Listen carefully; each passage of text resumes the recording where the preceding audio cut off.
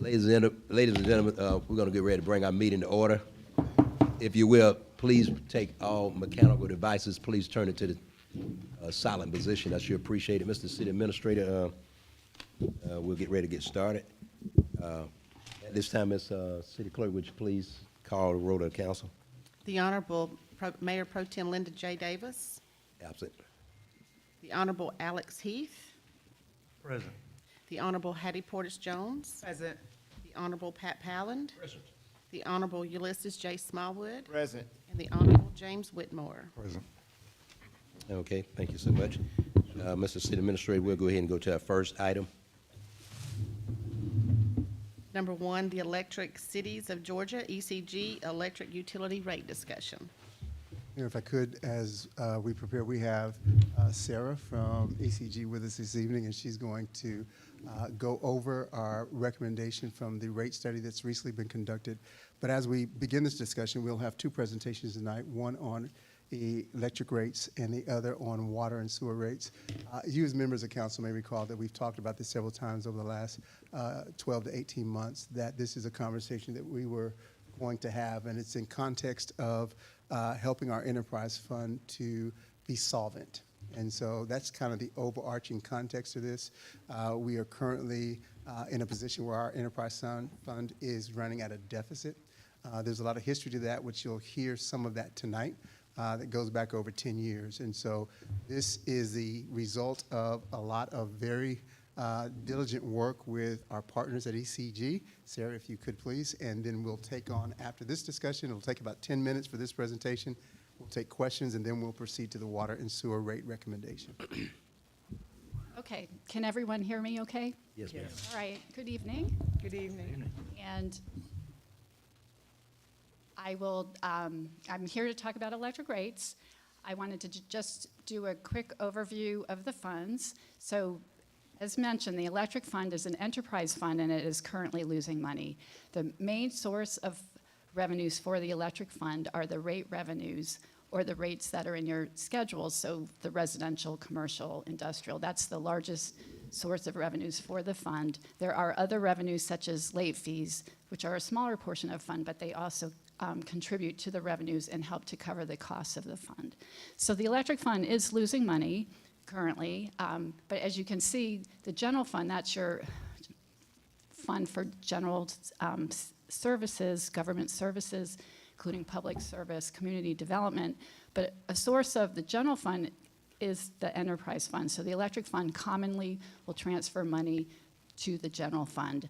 On average, with the electric municipal utilities that we work with in the state of Georgia, that transfer is about 11%. But currently, because the electric fund is losing money, although there is some money in the budget, there is no actual transfer to the general fund. So I did look back, and back in 2012, there was a $1 million transfer from the electric fund to the general fund. But currently, there is not one. But what we would like to do in the proposal is get the rates to a point where there can be, again, a transfer to the general fund, and it would be a target of 6% of sales revenues. So just a quick definition. In order to get the electric fund to be covering its costs, the total revenues, those sales revenues plus the other revenues, has to at least equal the total costs of the fund. And that would include any transfers out of the fund or any collection of reserve monies in the rates.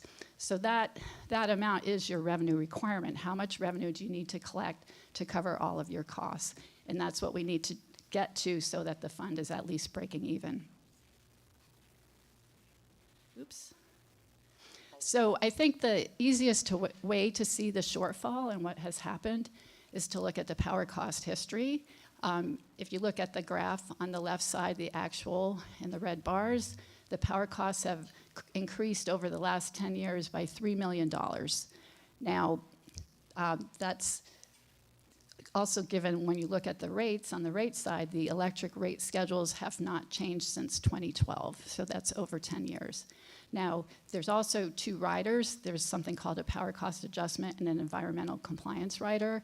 Those can change more frequently because they're not set numerically in the rate tariffs. However, they have not changed since the 2012-2013 time period, although they can change more frequently. The power cost adjustment, for example, could change monthly. For interim adjustments, the environmental compliance rider could actually change annually, but they have not changed either, so there's been no change in rates. I will say there have been several new customers, large customers in that same time frame, but if you took all the revenues from those customers and applied it to the power cost increase, you would still be $2 million short. So that's really, I think, the key driving point of the shortfall that you're seeing today. Now, another way to see the shortfall is to look at the budget. So your fiscal year 24 budget, there's, in the revenue side, there's charges for services. That's your rate revenues plus other revenues, 10.5 million. But you see there's a budget carry forward in there, $2.6 million. That is the shortfall, because that is not electric revenues, that is subsidies from somewhere else, reserves from somewhere else. So that is really what your shortfall is. So if you pull that out of the equation, that means your expenses are that much over your revenues. So again, the revenues need to be at least covering the expenses, but that shortfall is embedded there in the budget. So let's take a look at the 10-year projection. So this is a 10-year projection of the electric fund, the baseline. And it says do nothing, and by that I just mean there's no rate adjustment in there, there's no reserves, no subsidies. It's just the electric fund as it is projected out 10 years. There's revenues. I can't actually see the numbers from here, but there's a section with the revenues, and then the expenses, I think, are 8 and 9 row, and then that total revenue requirement I mentioned, I think that's line 12. And then the shortfall is in the bottom line in the red box. And you can see in this baseline do nothing scenario, your shortfall is running $2.5 to $2.7 million. And then when you go out into the future years, it grows up to $3 million and more.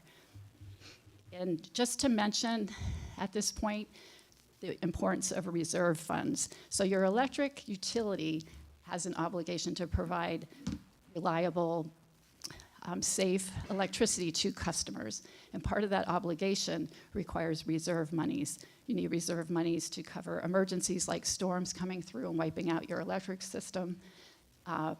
Unforeseen events such as a large customer leaving, that can be a huge loss in revenues. Unexpected high costs, that type of thing. The reserve monies help make sure you can pay your bills on time.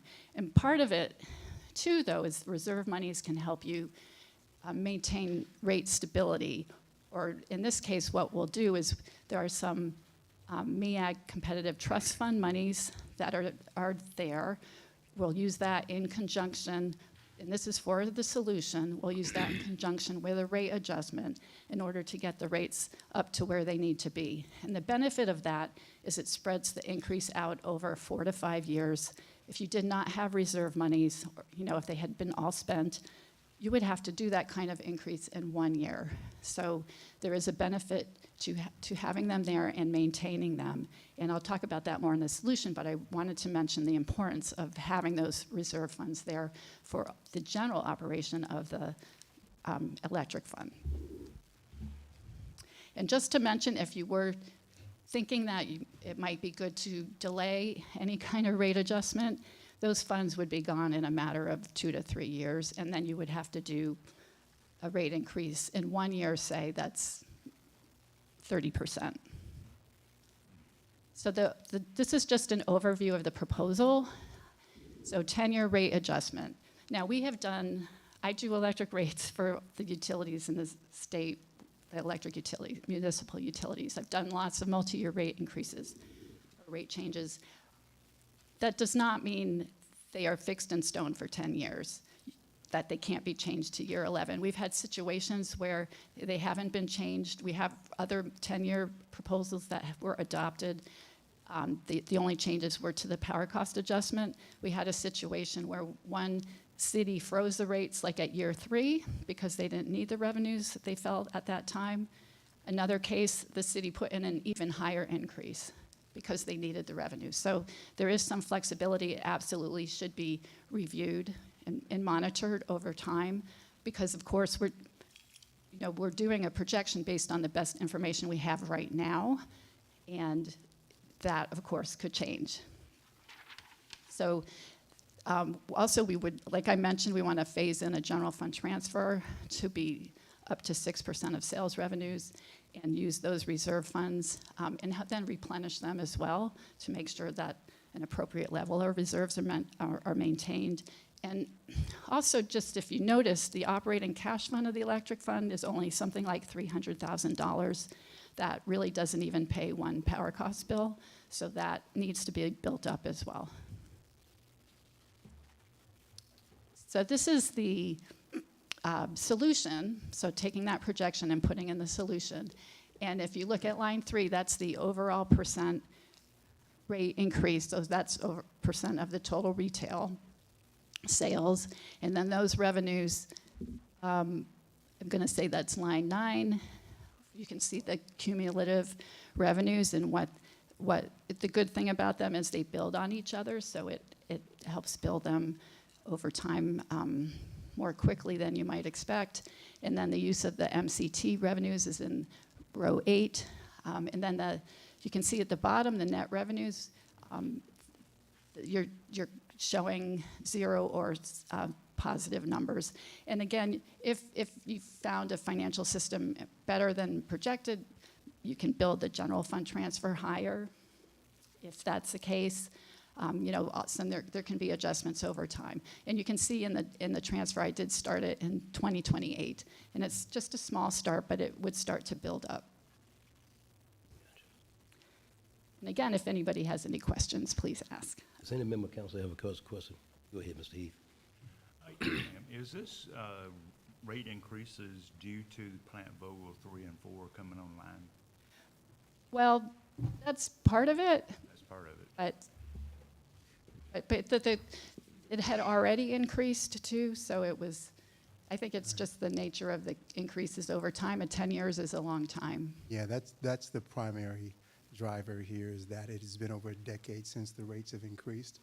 And, in general terms, nothing costs today what it did 10 years ago. And as Sarah pointed out a couple of slides ago, the cost for power that the city is paying today is $3 million a year more than it was the last time we adjusted rates. So that alone would tell you that we can't sustain that. Sure. I also wanted to touch briefly on the general fund transfer that Sarah referenced earlier. One of the reasons cities are providing utilities in the enterprise fund is because when it is running solvent, when it is making money, that transfer to the general fund helps to support city services and lowers the need to increase property taxes. That's kind of the benefit of having enterprise fund, is when you're putting money into the general fund, as we, under this plan, would begin to do in 2028 by increasing rates. And this is a modest rate increase process. We've spread this out over 10 years to kind of gradually increase and get our enterprise fund to be solvent. If we were trying to do this, or if we didn't do anything under the do-nothing scenario and we ran out of the reserve funds that Sarah was referencing earlier, I think she said it would take us in a single year a 30% increase just to keep the electric fund afloat. This is 8%, followed by 6, 6, 5, and then 3% each year after that. So in the grand scheme of things, the recommended rate increase is somewhat modest given the $3 million deficit that we're currently operating under.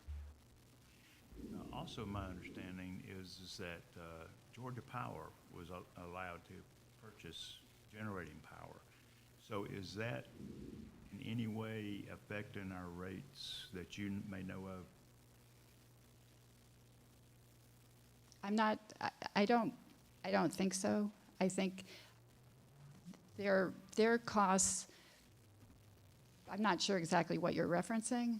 Well, what it is that a few years, I took a tour of the facility back a couple of years ago, and they were A Vogtle? discussing- A Vogtle? Vogtle, yes, Okay. ma'am. And they were discussing at that time that in order to go ahead and finish the project, they were selling a portion of the Plant Vogtle 3 and 4 to Georgia Power. And so by them doing that, is that taking away power that we could be using ourselves, and that we now have to pay an increased price in order to get the service? In other Well, words, the utility has committed to certain percents of various plants, so that does not affect your rates. It's already something that was decided. And, I mean, there are some, the purchase power projection is in there based on what the Fairburn utility has bought into, but there's no, you know, and there are, of course, continued increases in power costs besides the ones that have already happened, but they're not really affecting these initial rates. This is really catch up. okay. And then later on, there will be rate changes for those other cost increases. All right, well, thank you so It much. is also not uncommon, in fact, it is a fairly standard practice that utility cities build in these automatic rate increases over a span of time, over a 10-year span. That's kind of the normal best practice of doing that, so that you're not doing it year by year. You build it into a 10-year plan. Now, as was mentioned earlier, we understand that in a 10-year rate plan, conditions may change in year 2 and year 4, whatever year it may be, and there's always the opportunity to revisit that. Maybe the fund does better than we anticipated, and we could go back and lower. So it's a 10-year plan as a base plan, but it's not written in stone. But I know at least one neighboring city has been doing annual rate increases for several neighboring cities for quite some time. It's just a standard practice because the cost goes up almost every year to provide the power. If you watch the news, Georgia Power seems to be raising rates Every year. once or twice a year, every year. And so it's just kind of how the industry works. It is much better to do small increases over time. Right. And that's really the idea, and that's what the other multi-year rate increases we've done. A lot of those were done for Vogtle cost increases expected, but doing 2 or 3% a year over time is the way to go. Because it gets your rates up there slowly. If you do those if we spent all the money and had to do a 1-year increase, we would call that rate shock, because that is, you're trying to, as best you can, minimize the bill impacts to customers. And this recommendation in year Is 4 it- goes to 3%. The 866 is to And kind then of it catch up drops to 3. in the past 10 years to get us solvent again, and then we go back down to 3. Got it. Which is Right. one line. And then going forward, you could look at something more like that. Sir, did you have something you wanted to add? Oh, okay, I didn't know. Yeah, I didn't know if you was trying to get my attention. Okay, Can I ask one last question? yeah, go ahead, sir. If I'm calculating correctly, over 10 years, this will go up 46% over a 10-year period. Is that correct? That sounds about right. Okay, all right. Just Yeah, that sounds about right. know about what we were looking for. All right, thank you. Sir, did you have something? I would just introduce myself. My name is Cho Nguyen. I'm from Electric City of Georgia. I work with Sarah on Okay. various rate proposal, and I would just like to take this opportunity to say happy Merry Christmas and Happy Holidays to you all. Thank you for allowing us to be here. To your question, really, when you were touring, perhaps they were talking about some MEAC city have chosen to sell off the part of Vogtle 3 and 4 to other entity, including JEA, which is Jacksonville Electric Authority, as well as Power South. I believe I saw that city of Fairburn also chose to do some of that, but for your city, for particular, you are taking majority chunk of that Vogtle immediately versus and then only selling a small portion off to other city. Different city made different choice. Right. And it just so happened that City of Fairburn chose to receive the majority of Vogtle, new Vogtle immediately. Okay, thank you, sir. I appreciate that. Mr. Whitmore, you had a question? Yes, just to add on to your last comment, sir. So we elected to take the bulk of it, okay? But it still can be adjusted based on needs. I know we're looking at industries that would be using our power. So that was sort of on the predictability line, all right? So we wanted to make sure we had enough to take care of our customers, all right? But that still can be adjusted at any given time. I just wanted to make sure I'm correct on that. You are correct. So a lot of cities chose to have the portion they have because they are looking at economic development at the time that they made that choice. Now, there's also, new industry coming in. Georgia is a state that have booming jobs and booming industry, including electric vehicle, artificial intelligence, various high technology jobs that Governor Kemp have been able to attract here. And so, a lot of cities are thinking, yes, we would be using those new power to serve those new industries coming in. Now, what if the industry does not come in? Well, you are still able to adjust that based on MEAC on an annual basis. You can sell it off, or you can even on an hourly basis right now. If you are long, you can sell it onto the market to buy. So there's a lot of I guess the things that you could do with that power, including growing your load via economic development. Okay, thank you for that. Now, ma'am, I'm sorry, your name again? Sarah, okay. So during your presentation, and I wrote this down, the MEAC Trust Fund. The MEAC Competitive Trust Fund. Competitive Trust Fund. Now, with a rate of 8%, just say for 2024, but you said I believe you said, so I'm just looking for clarification. We can also offset some of that by working with MEAG to get additional monies in through. Use the monies from that fund. Use that money. Correct. So is that already calculated in at the Yes. 8? Yep, that was my question. Okay. Councilman Whitmore, Mayor and Council, we're already doing that. We are actually using about $1 million in offsets this year from the MEAG Competitive Trust. And I don't know if Sarah got into it, but there are also some limitations on what you can, the flexible part versus the generational portion. Okay, so I think the flexible part is the part we're able to do the offsets. With the generation part, we can only do capital improvements. Has to be related to new generation. Right. Brian, could you speak to the general fund subsidies to the enterprise fund that we've been using to keep the enterprise fund? Yeah, and upon arriving, I was made aware of the situation with utilities. And then one slide, I think, is it this one, where Sarah actually referenced the cash on hand for electric was like $300,000. That's key to us as a city because we have to pay the bills. If the electric fund doesn't have money to pay their bills, it comes from the general fund balance. So there is a direct correlation there that if we do not act on this, that, we can go through that MCT funding, and again, I'm using $1 million of it this year to offset, but there's a direct correlation to our general fund balance. So right now, when I looked at the numbers last week, electric looked like it was gonna lose almost $2 million. So with only having $300,000 in cash, that's money that's gonna have to come out of our general funds before our books get closed. So that's my FY23 projection on that.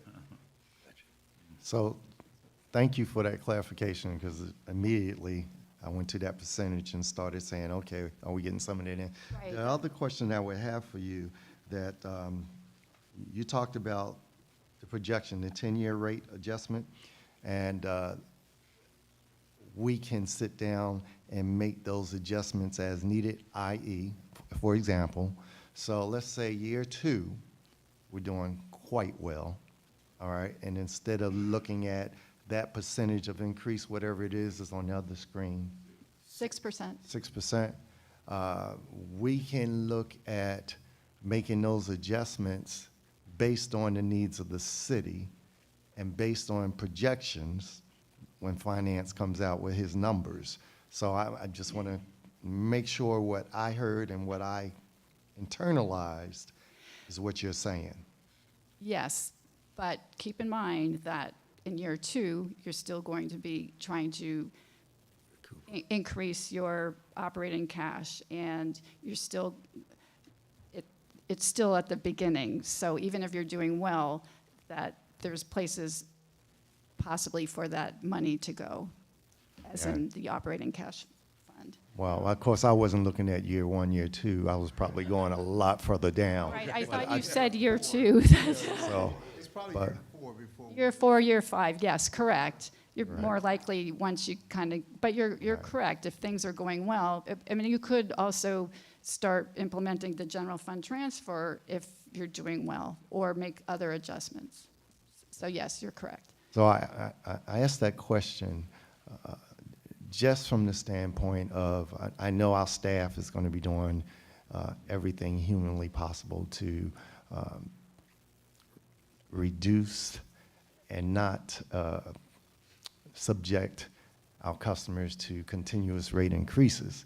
But I think what staff has done in their presentation is ensuring that we see, with the past 10 years of not doing anything, and where it's going to take us to get to being solvent again as far as our utilities are concerned. And yes, it's better to take the smaller hit now versus taking a 30% hit at one time down the road. Yes. So, And also, what happens too when you start running short is some things start getting cut, potentially, like the upkeep of the electric system. So I'm not saying that happened, but that you really have to keep an eye on that, because you want to make sure you're paying for repair and maintenance on your electric system. And so that's part also why we want to make sure the revenues are there, so you can cover the necessary costs and capital needs.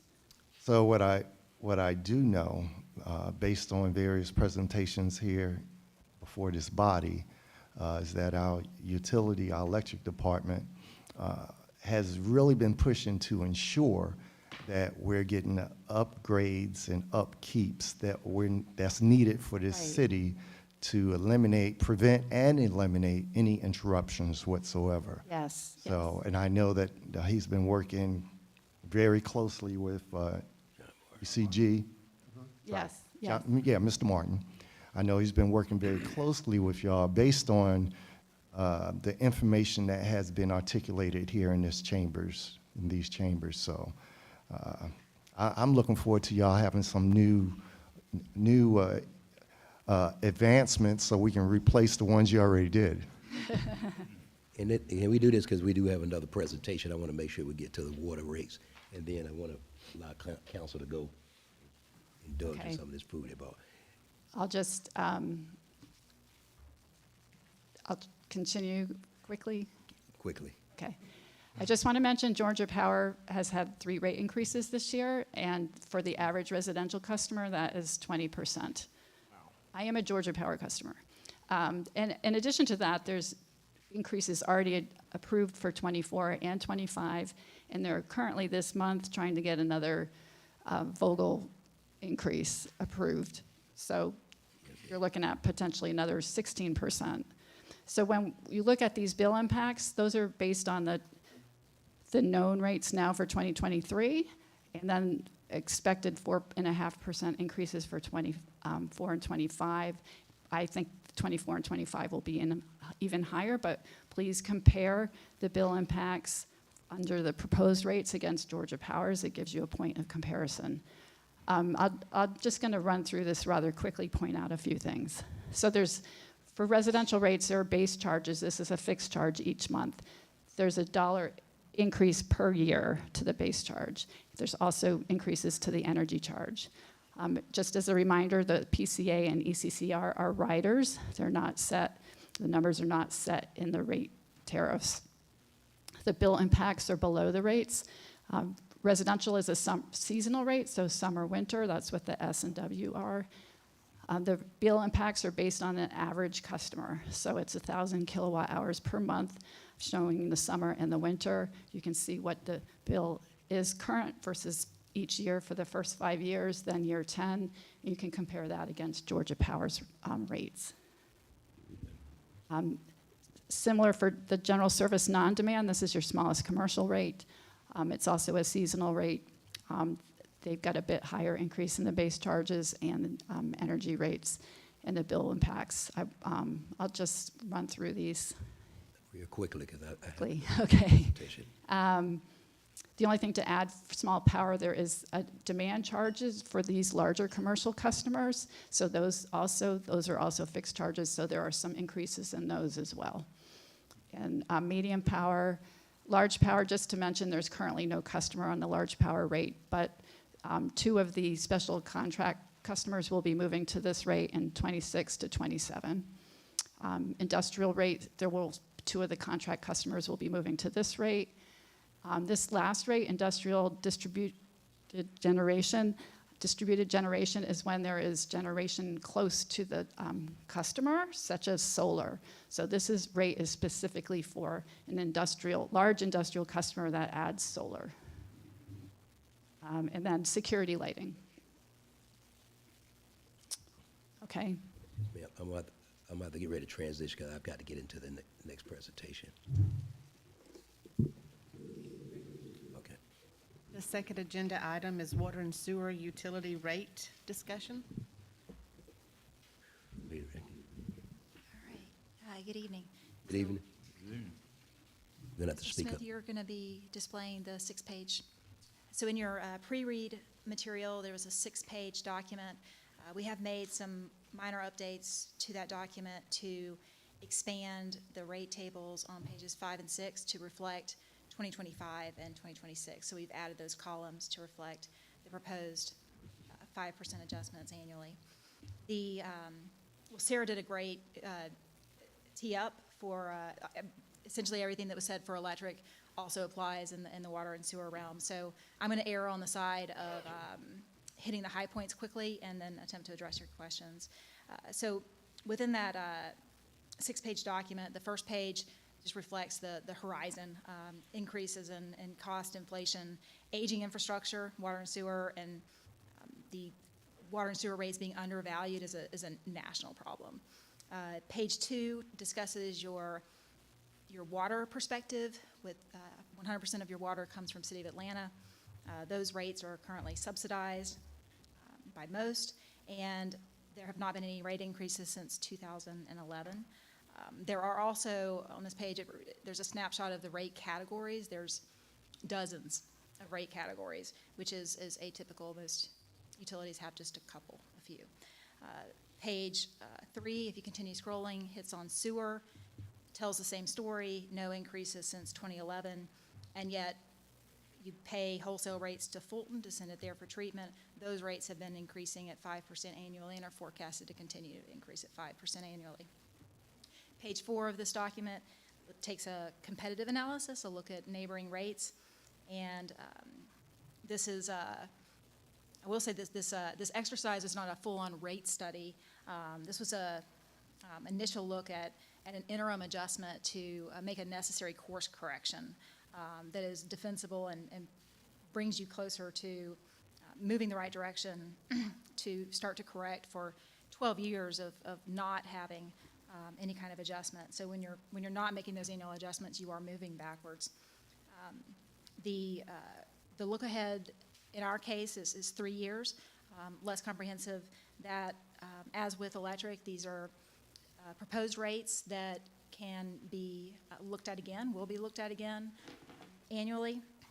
So the summary of recommendations, actually, if you were to scroll kind of back up to the end of page 4, in short, is to make a modest interim rate correction that's based on that 5% in general to consolidate and simplify your rate structures categories to make your billing more transparent and equitable, and to mitigate potential errors in the billing process. And lastly, of course, to revisit this on a regular basis and maintain those predictable rate increases. So punchline, looking at pages 5 and 6, we examined what I would say are typical bills or example bills.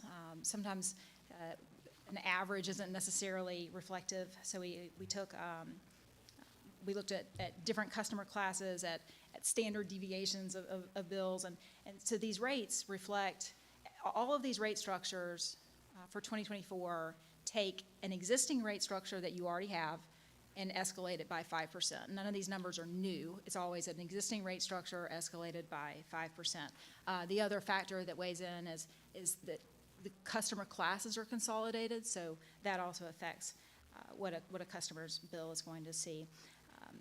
These rates consider sort of the technical impacts, like does it actually cost Fairburn more to serve this customer than that customer?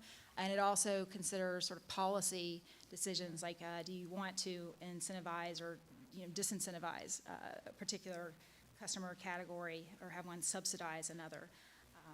So on the water side, we consolidated to 5 categories. On sewer, consolidated to 2, which water still retains the inside versus outside city categories, because consolidating that, which is probably appropriate, is going to require more detailed analysis because there's a wide spread in those rates. But with sewer, it was somewhat more straightforward. So the text there provides an example of what a typical bill change might reflect. What questions can I answer? Does any members of council have a question? I have one. I'm sorry, go ahead, sir. You're calculating sewer rates. Do you use the calculation from the amount of water that is taken in to calculate the use of the sewer? That is correct. Sewer is not metered, so it is based on the water bill in the event that the customer receives a sewer bill. Okay, thank you, that's it. Any other questions, members of council? Yes, I Yes, have ma'am, one go minute. This question may be appropriate for the administrator and/or the mayor. Can you talk a little bit about what impact these rate increases will have or will not have relative to the city of Fairburn being a member of the Water Authority, and kind of where the plans are for that, and the discussion about the cost of water to the residents as a result of the authority? So, and Mary, I'll defer if you want to chime in. The long-term goal of the Middle Chattahoochee Regional Water Authority is to identify an opportunity for the 3 cities, Union City, Palmetto, and Fairburn, to work towards, and it's been established about 20 years now, identifying and actually have a permit through EPD to potentially build a water treatment facility that would supply those 3 cities. It is to create water independence in the long term. That is still a work that's ongoing. The idea being that if those 3 cities can create an independent water source, that they could more directly control costs to their customers and be in a better position to be self-sustaining. Right now, we purchase water from the city of Atlanta, and to a great extent, we are subject to the dynamics that come from that relationship. As an example, Atlanta has an ambitious plan that approaches, Rebecca, roughly $1 billion? That's right. Right at $1 billion to replace aging infrastructure. We've had water pressure issues because the further you are from Atlanta, more challenging it is to get water at an adequate pressure here. So we've worked with our business community to some of our larger users to work on water pressure issues, and we've met with Atlanta regularly over the last 18 months, which prior to that, there wasn't a lot of dialogue between us and Atlanta directly. We've corrected that. And so I can tell you that they have a very ambitious plan to replace aging water structure, because we have a lot of issues with water pipes and things of that nature. You know, the infamous water outage that we had during last Christmas. And so the Water Authority is a long-term effort to try to provide water independence. It does not give us an immediate opportunity to affect the rates that we're paying today, because our source of water is Atlanta. So we're subject to that. The idea behind the Water Authority is to create that independence where we would have more direct control of what those costs are. Mary, did you want to add anything to that? That was about a great summary of it. Coincidentally, the young lady in front of you was actually. And by the way, that $1 billion proposal they have, if it were to move forward and we didn't have water independence, you would see all of the cities that are customers of Atlanta having to participate in that cost proportionally, right? But if they're going to do $1 billion capital improvement plan, they would expect their user cities to share in their proportional cost of that, which would then be passed along to customers. And so that's why water independence was a long-term goal of the Water Authority, because right now, absent some other option, if Atlanta, and by the way, Rebecca, help me if I get too far astray here, it is a reasonable assumption that those costs are going to go up. It's not really if, it's really just how much. Because $1 billion capital improvement plan, absent any other significant changes in how we source our water, over the next 10 years, those costs will continue to rise pretty significantly. Now, on the sewer side, the same thing holds true for Fulton County, who has a significant plan to enhance the water treatment facility right off the Chattahoochee. And I can't remember the price tag on that. 300 million. It's a $300 million plan. So now, all of this in the context is there's aging infrastructure everywhere all across the nation. And so it's no different here in our area. You have pipes that have been in the ground 50, 60, 70 years. And so now we're coming to the precipice of how do we, the sewer plant is an expansion to add additional capacity for them to be able to handle the growing cities that they're servicing on sewer. Water is aging infrastructure, but if you look at $300 million for sewer, $1 billion for water, that dynamic further stresses the need for us to get our enterprise fund solvent. Because absent some effort to move us in a more positive direction, if we had those significant rate increases, or I'm sorry, cost increases without adjusting our rates now, 30% could turn into something far more dramatic. Correct. I agree with you, but based on what it is that you're saying, I'm interpreting that to mean that, well, you did say that the city of Fairburn has aging infrastructure, which we do. Are we responsible for updating that infrastructure now, regardless of whether we are independent of Atlanta or buying our water from Atlanta? And if we are, what is the plan for upgrading that infrastructure? And does these proposed rate increases begin to have an impact on our responsibility to upgrade our 100 and some years old infrastructure? It's a very good question, and I would tell you those things are directly related, right? So part of the reason that our enterprise fund is not solvent is trying to balance the repair and maintenance that was referenced earlier, maintaining and being able to maintain. And currently right now, because we're in the red in our enterprise fund, we're basically maintaining to get to the point of what you just referenced, where we begin ambitiously replacing aging infrastructure. It has to begin with a solvent enterprise fund. Not only solvent, ideally an enterprise fund that is generating enough revenue so that you could begin to make some of those capital improvements and changes. You have the funds available to replace the pipes that are owned by the city that need to be replacing. We had a sewer spill over the weekend. Those things happen from time to time. It's aging infrastructure. It's not specific to Fairburn. Every city around us is going through the same thing. But this discussion is really relevant because as we make our enterprise fund solvent, it creates the revenue flexibility to take on ambitious projects like replacing 100-year-old pipes. That's not even remotely possible if we're losing money in the enterprise fund. And so, yes, it would provide us as we, now it won't happen in a year or two. On the electric side, it's year 4 before we're really back to level, right? And so it's year 5, 6, and 7, and that's why we moderated those increases to 8, 6, 6, 5, 3, 3, 3. If we were trying to get to the point where we were making money next year, it would be 30%. It would be higher than that, but we know that these are also kitchen table issues. We understand fixed incomes. We understand single parents. We understand that we don't want to make that drastic of an approach, and so it is a planned moderation into the rate increases, But the goal is to get to that point so that we are making enough money in the enterprise fund. And enterprise funds, by definition, are supposed to be self-supporting. It's the whole reason you do enterprise funds. Correct. So that they do generate revenue, and they allow us to take on those very projects. And so we're going to need to do that, like every other city around us. And so it's important that we address this issue now so that we're in a position in the years to come to begin to come up with a capital plan that replaces aging pipes.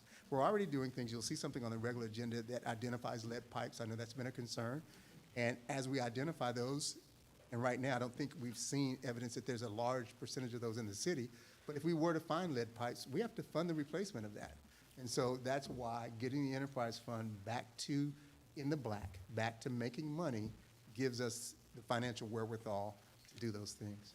Well, I appreciate that clarification because the one thing that we should not do, and that would be a disservice to all of us who live here in Fairburn and who pay both the water and electric rates, is to give the impression that these costs are because of the city of Atlanta.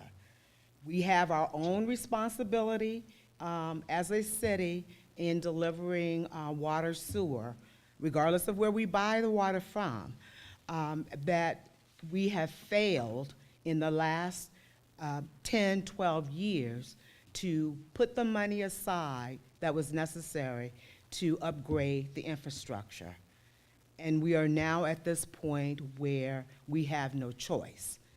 So we need to be clear with our residents about the importance of us failing to make the necessary investment for this, and that we are now at that point where we have got to raise the rates in order to accommodate that. Yes, the cost of water from Atlanta has increased. Yes, the cost of to provide electricity has increased, but we have failed to do what we have needed to have done as a city to ensure that we had the dollars available in order to fund the annual maintenance. We have constantly been reacting to a spill, to a water pipe bursting, rather than being proactive. So I feel it is incumbent upon us to be clear with our residents why we are at this point. And that is because we have failed to raise the rates, and that we have used funds from our general fund, we have used funds from reserve, we have delayed in doing some necessary service deliveries because we've had to take those dollars to make the enterprise funds, which they're supposed to be being able to fund themselves, but we had to use the dollars that had been allocated for other things in order to make them solvent. And the last thing I would like to say is climate events. We're having them a lot more frequently, and we're having to respond to power outages and to pipes bursting a lot more frequently. And that has added to the cost of operations. Again, because we have not set aside the funds in order to respond to these crises, we are now at this point where our backs are against the wall, quite frankly, having to raise rates. We're trying to do it now so that we don't have that 24, 36, 46% in 1 year that some cities are having to do, but that we are able to make modest increases, starting with the 8% for electric and what was it for water, 5%, which, reasonable given some of what the other cities have done. But I just want us to be clear and that we communicate to our residents exactly why it is that we've having to do this now at this point, because previous administrations, we've chosen to push the can down the road, and now this current body is having to make that difficult decision to increase the rates. Thank you. Councilman Reporter Jones, you make such an excellent point. Thank you for that. The only thing I wanted to add is that we need to normalize how we approach rates for utilities. If you look at all of the cities around us, and you can ask both Rebecca and Sarah, these incremental normal rate increases year over year are done as a regular practice. I totally agree. And no one goes 10 years without raising rates. Totally agree. And so normalizing this conversation is 3% a year is not at all shocking. It is common, 3, 4, even 5% a year. And the example that I think was in Sarah's presentation is Georgia Power's done 3 in the last 12 months. We haven't done any in 10 years. And so these rate increases aren't, because those rate increases will give us the funds to invest in the pipes and the things that need to be done. So we have to normalize for our citizens that as costs yearly go up, you have to inch up each year to keep up with your cost. And then we'll have the money available to invest in those capital projects that are sorely needed. And the last thing I'll say is, I hope we are taking advantage of the federal dollars that have been afforded to cities all across the country to help with infrastructure. That window is closing, but if we just need to take advantage of those opportunities, and we've shared, how we can access those grants. I hope that both MEAC and Water, that you are also helping cities with taking or positioning themselves for alternative fuel, alternative sources of energy, as well as helping us to prepare for the EV infrastructure that's being talked about, that the state of Georgia is actively involved in. But I don't know if the city of Fairburn is in position to take advantage of that. And I would hope that we are being guided by both of you to help us with that. So, thank you. Can I do this, members of council, just so you have time to go out and come back in, if you want to go right through those doors, if you want to grab some of that food right outside the doors, that way we can start. Okay, go ahead. Good evening, Mayor and Council. Just wanted to make you aware that staff has engaged the services of a grant writer, and so we will be bringing forth, we've actually already executed the contract because it's within the city administrator's threshold, and so one of the priorities is leveraging those federal dollars to kind of improve our infrastructure. So that's high on our priority list, and the vendor is actually working with our staff, and we'll have a list of grants that we will be trying to go after. All right, thank you. Thank you. Anyone want to go in here? Walk straight through that door, so you want to take advantage of that? Not right now. Mayor, before we close it, the executive session, work session, I think there's one other issue that we wanted to. Oh, okay. Pass on the food, go ahead. Yes, Mayor, that would be me. Go ahead. And I have had some communication with the city administrator based on some residents that have been asking questions in reference to the new contract with our waste management company that will go into effect in January. And I just wanted to share with Mayor and Council, as well as those that are in the listening audience, that the question was, Ms. City Administrator, is based on our new vendor, where everything now to be included into one container, i.e. trash and recyclables. They're going to take care of the separation of that.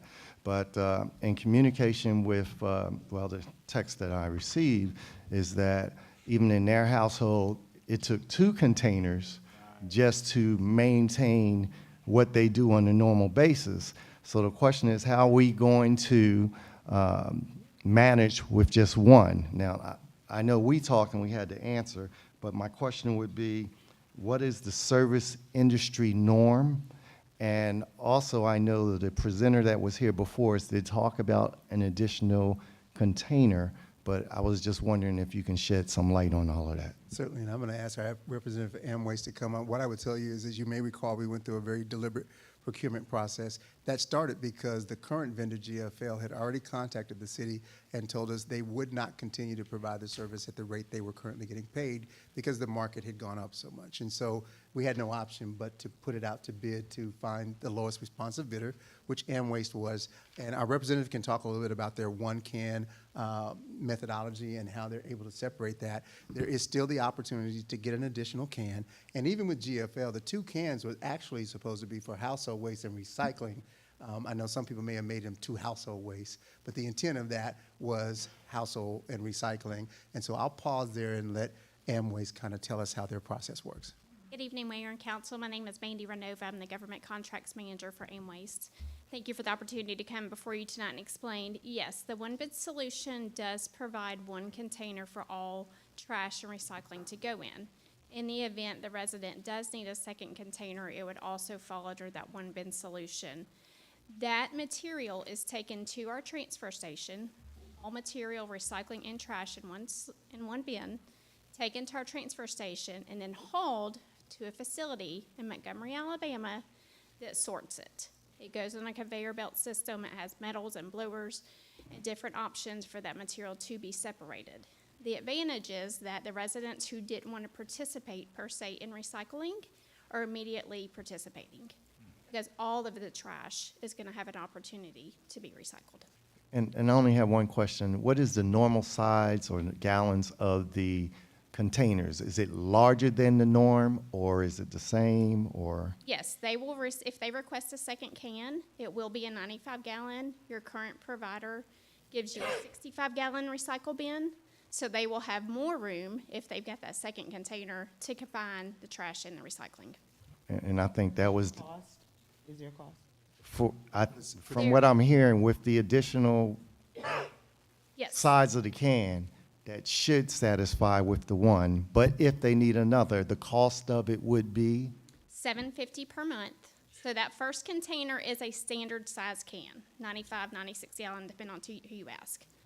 Typically, if you have a recycling container, it's a 65 gallon.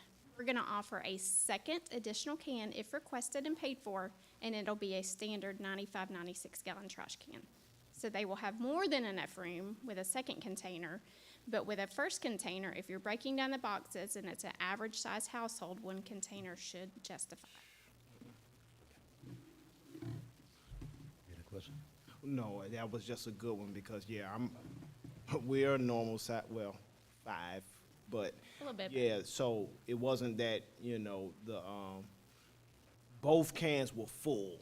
So, yeah, we would be needing the 2 because the recycle, drink a lot of water, as well as so that was very good. So $7.50 for the additional can per month, Correct. but it will be bigger even though than what is. We'll have Yep. 2 95-gallon cans. Yes. So you're getting that 35 gallon additional just for the one, and if you need the second one. And then can you just talk about how the transfer is going to happen from the current vendor to Amways? Sure. So the trucks, after they pick up the weekly service, will go to our transfer station. It will be then transloaded into a tractor trailer, taken down to Montgomery for an opportunity to be recycled at Repower South. The billing transition? Okay. You said billing or service? Or both, and? Well, I can speak a little bit to the service transition. So beginning the week of December 18th, residents will begin to receive their trash cans from Amways. On the lids of the trash can will actually be the day that your trash will be serviced. GFL is obligated to provide services through January 2nd. They have solicited the assistance of a third-party vendor. So on January 2nd, you will have a GFL trash truck coming to the city. They're going to empty the trash cans, and then there will be a truck behind their vehicle that's actually going to collect the cans. And then I believe January 3rd, Amwaste will start collection within the city. And so this will give residents an opportunity to get trash service on both the second, final pickup from GFL, and official services begin on January 3rd with Amwaste.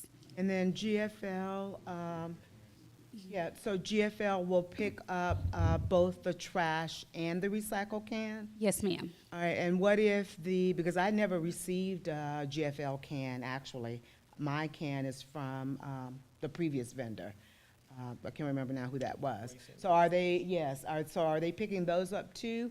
Or is that my can? Do I own it?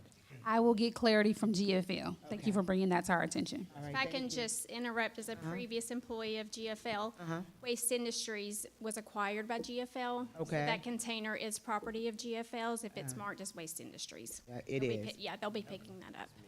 Okay. Okay. Ladies and gentlemen, it's 7 o'clock. And I'm going to need to actually start our meeting, if you don't mind. At this time, we're going to bring our meeting to order. Ms. City Clerk, Assistant City Clerk, would you please call the roll of City Council? Yes, Mayor. The Honorable Mayor Pro Tem Linda J. Davis. Absent. The Honorable Alex Heath. Present. The Honorable Hattie Portis Jones. Present. The Honorable Pat Palin. Present. The Honorable Ulysses J. Smallwood. Present. And the Honorable James Whitmore. Present. Okay. At this time, I'll ask for Pastor Dwight Boone, would you please come forward, sir, and do the invocation? Would everyone please stand? Thank you. Let's pray. Father, we thank you for an opportunity for civil government in this country. We thank you for this body working to make sure that citizens are whole and safe. I ask that you would protect this body, their families, so that they can continue to serve the people in this community. We thank you, Father, for the opportunity to have a voice. We ask that these proceedings and the relationship with those involved is strong and vibrant, that Fairburn could grow even more than it has in the last few years. It's in the name of the Father, the Son, and the Holy Spirit we pray. Amen. Amen. Pledge allegiance to the flag of the United States of America and to the republic for which it stands, one nation, under God, indivisible, with liberty and justice for all. At this time, I'm going to ask the members of council to come down forward with me, if you will, like the two different presentations outstanding.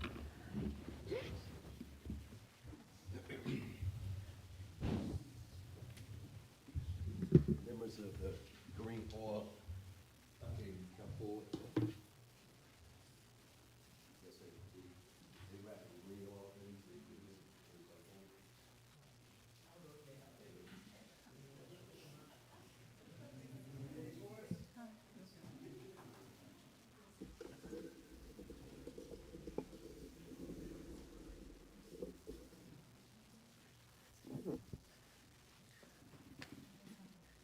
Ladies and gentlemen, not often that we can have a business that was in business for 100+ years. We've been blessed in the city of Fairburn that we have such firm represented with us today, and the city of Fairburn wants to give honor where honor is due. GOH Green Oil Company has 100th anniversary. The city of Fairburn takes great pride in recognizing and celebrating the achievements and contributions of the local business that have made a significant impact in our community. Green Oil, founded by George H. Green in 1923, has remained steadfast in commitment to excellence throughout a century of operation. George Green, a native of Union City, Georgia, a resident of College Park, Georgia, dedicated his life to the establishment and the growth of Green Oil, leaving the legacy of dedication of entrepreneurial spirit. Green Oil has demonstrated an unwavering commitment and consistent ethical and quality performance, fostering loyal and long-lasting relationships with customers, employees, and the community as large. We commend and dedicate the city of Fairburn's efforts as we recognize this firm. George H. Green and the entire Green Oil team for their central outstanding performance and service in our community. May this remarkable milestone be a testament to their unwavering commitment to excellence, ethics, and the betterment of our city and its residents. Therefore, I, Mario B. Avery, Mayor of the City of Fairburn, and the City of Fairburn entire City Council honor this company's 100th celebration of existence in the City of Fairburn.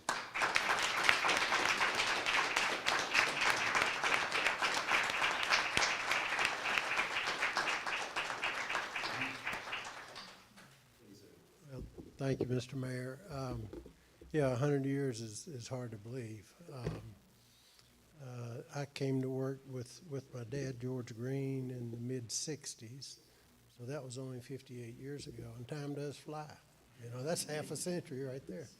But actually, his uncle started it, so it was my great-uncle, and right after World War I, in 23, we know it was in 23. We really think it was probably prior to that, but for reference, Babe Ruth was playing baseball, you know. You know, it was right after World War.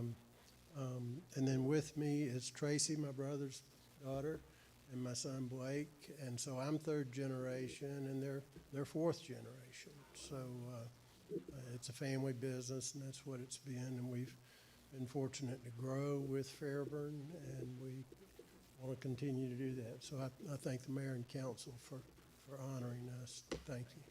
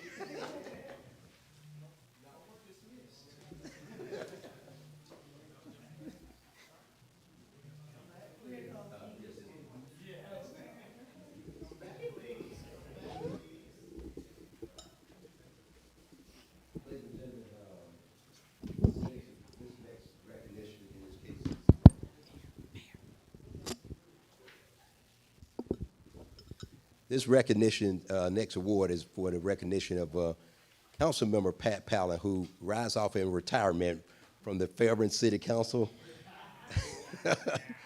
As an award of appreciation is being presented to Pat Palin. Thank you for your years of service and dedication to the city of Fairburn from 2016 to 2023. Mr. Palin, as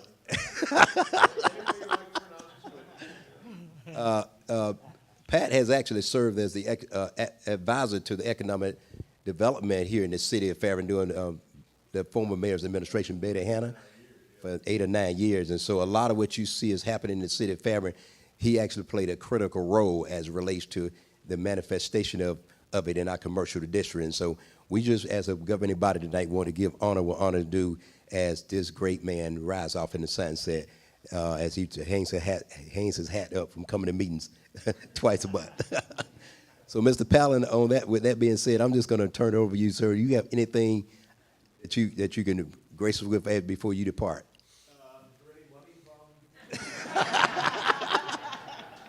That's a court.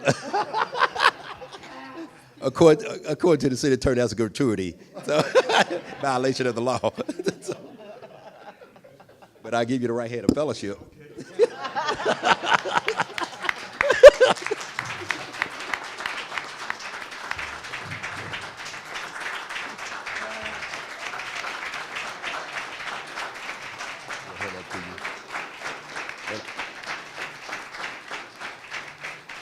Ms. Davis couldn't be with us tonight, but I want to offer any council member the opportunity to want to say anything. Well, thank you, Mayor.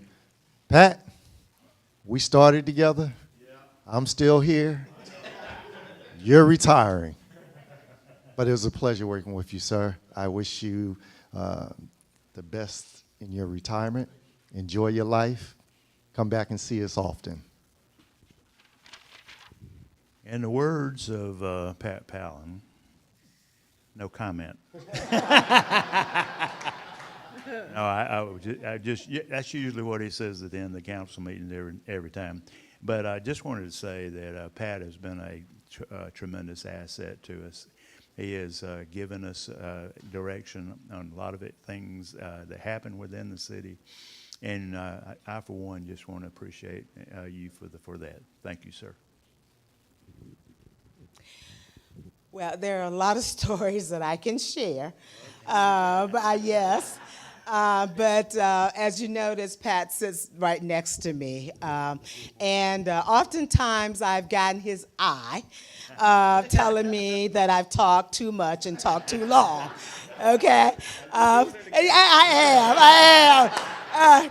But I'm being Hattie Portis Jones, right? But I just want to say how much that I have appreciated working with you and getting to know you, Pat. You've taught me a lot, actually, whether you know it or not, but you have, and I truly appreciated that. And I'll just close by saying the very first time I met Pat, I walked up to him, extended my hand to introduce myself, and I said, I'm Hattie Portis Jones. He said, I know who you are. So I didn't know how to take that originally, okay? But that is Pat Palin. So Pat, thank you so much. And we're gonna miss you and absolutely wish the best for you. Yeah, I have a similar story. Oz Pizza, 2017, I'm running. I mean, he just strolls up to my table, me and another gentleman on my committee, and he just sat down and he knew me too, right? But it's been amazing because this guy's really become my best friend, you know. I call him my brother from another mother. You see we kind of like twins, the jeans and the cardigans. But yes, I sit next to him as well too, and he's taught me so much. He's that steady just voice in the midst of all the tumult that goes on being up there. So I'm really gonna miss him because he is a man that's very wise, a man of very few words, but he's very wise. So I appreciate you, sir, for welcoming me aboard, and I appreciate all that you've done. Thank you. Yeah, I guess I have to say something. I'm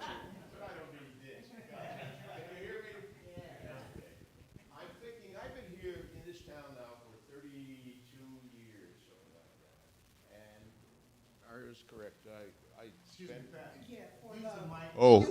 Well, okay. Okay. Anyway, it's I've been very pleased to be useful for the citizens in this city.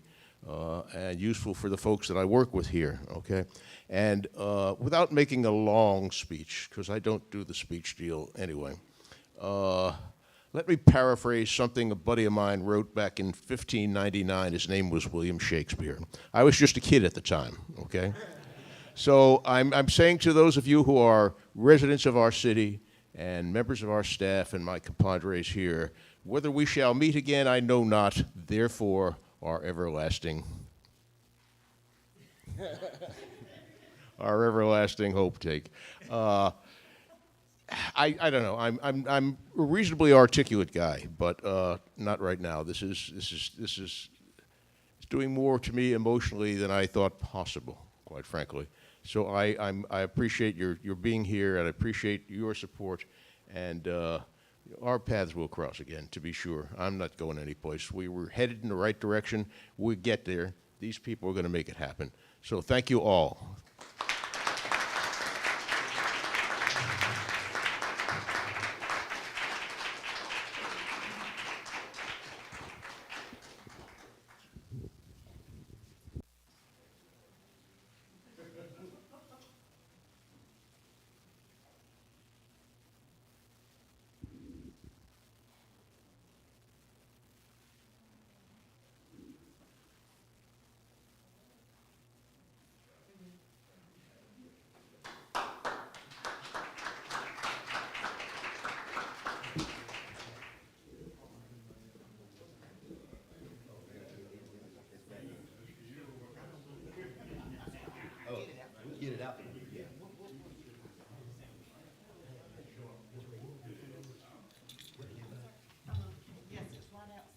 We'll do it after the end of the meeting. We'll eat after the meeting.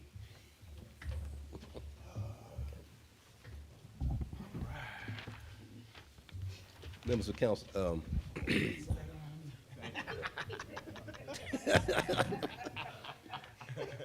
Oh, sit down, dear. members of council, what I'd like to do, if you don't mind, before we adopt the city council agenda, I'd like to flip through the items and see if I have any objection to certain items going on the consent agenda. Looking at item number 4, I'm sorry, not number 4. Number 4 is a public hearing, excuse me. Item number 5. Does anyone have an objection to item number 5 being on the consent agenda? Nope. Does there anyone have an objection to item number 7 being on the consent agenda? Nope. Yes. Okay, leave that, okay. What about 6? That's got to be, that's. Regular. That's gotta Okay, be regular, okay. Yeah. So it'll be 6, so item number 5 is going to consent, and then item number, you had an objection to item number 7. So, okay, we're going to, what about item number 8? Does anyone have objection to item number 8? Okay. Does anyone have objection to item number 9? Nope. Okay. Does anyone have objection to item number 10 being on the consent agenda? Nope. Okay. Does anyone have an objection to item number 11 being on your consent agenda? Nope. Does anyone have an objection to item number 12? Okay. Nope. Does anyone have an objection to item number 13? Yes. Okay. Does anyone have an objection to item number 14? Nope. Okay. Does anyone have an objection to item number 15? Nope. Okay. Does anyone have an objection to item number 16? Yes. Okay. And does anyone have objection to item number 17? Nope. Okay. Does anyone have an objection to item number 18? Nope. Okay. Does anyone have an objection to item number 19? Nope. Any objection to item number 20? Nope. And does anyone have an objection to the final item number 21? Nope. Okay, it's just for clarification purposes, as we adopt the agenda, item number 5, item number 8, item number 9, item number 10, item number 11, item number 12, item number 14, item number 15, item number 17, item number 18, item number 19, item number 20, and item number 21 will be placed on the consent agenda. So at this time, I'd like to adopt the city council agenda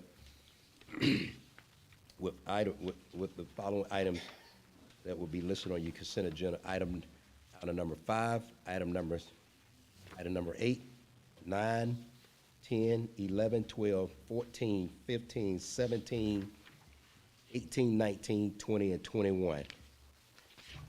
As your consent agenda, is there a motion? So moved. Second. A motion is made by Mr. Smallwood, second by Mr. Heath. All in favor say aye. Aye. All opposed? That motion carries. At this time, I want to officially approve the consent agenda items. Members of council, you have before you the consent agenda items. Item number 5, acceptance of certification of election results. Item number 8, the City of Fairburn personnel policy updates.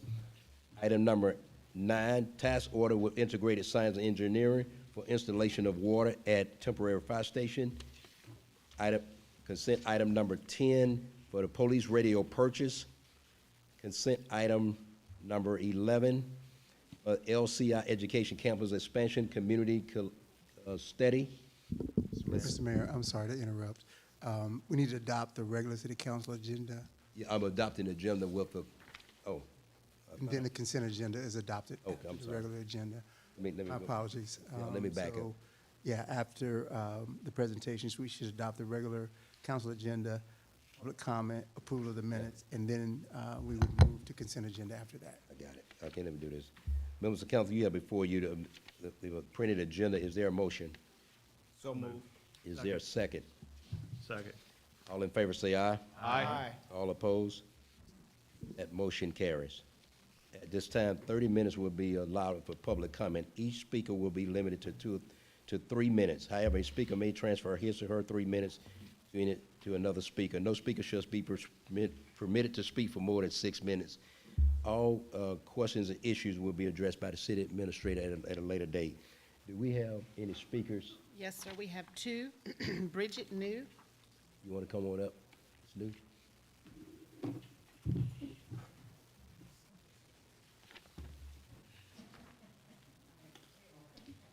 Good evening, how are you all? Good evening. How are you, ma'am? I'm well. I'm Bridget New. I'm a woman who's domiciled in Fairburn. And I first want to say thank you because I frequent the park, Duncan Park, my dog and I.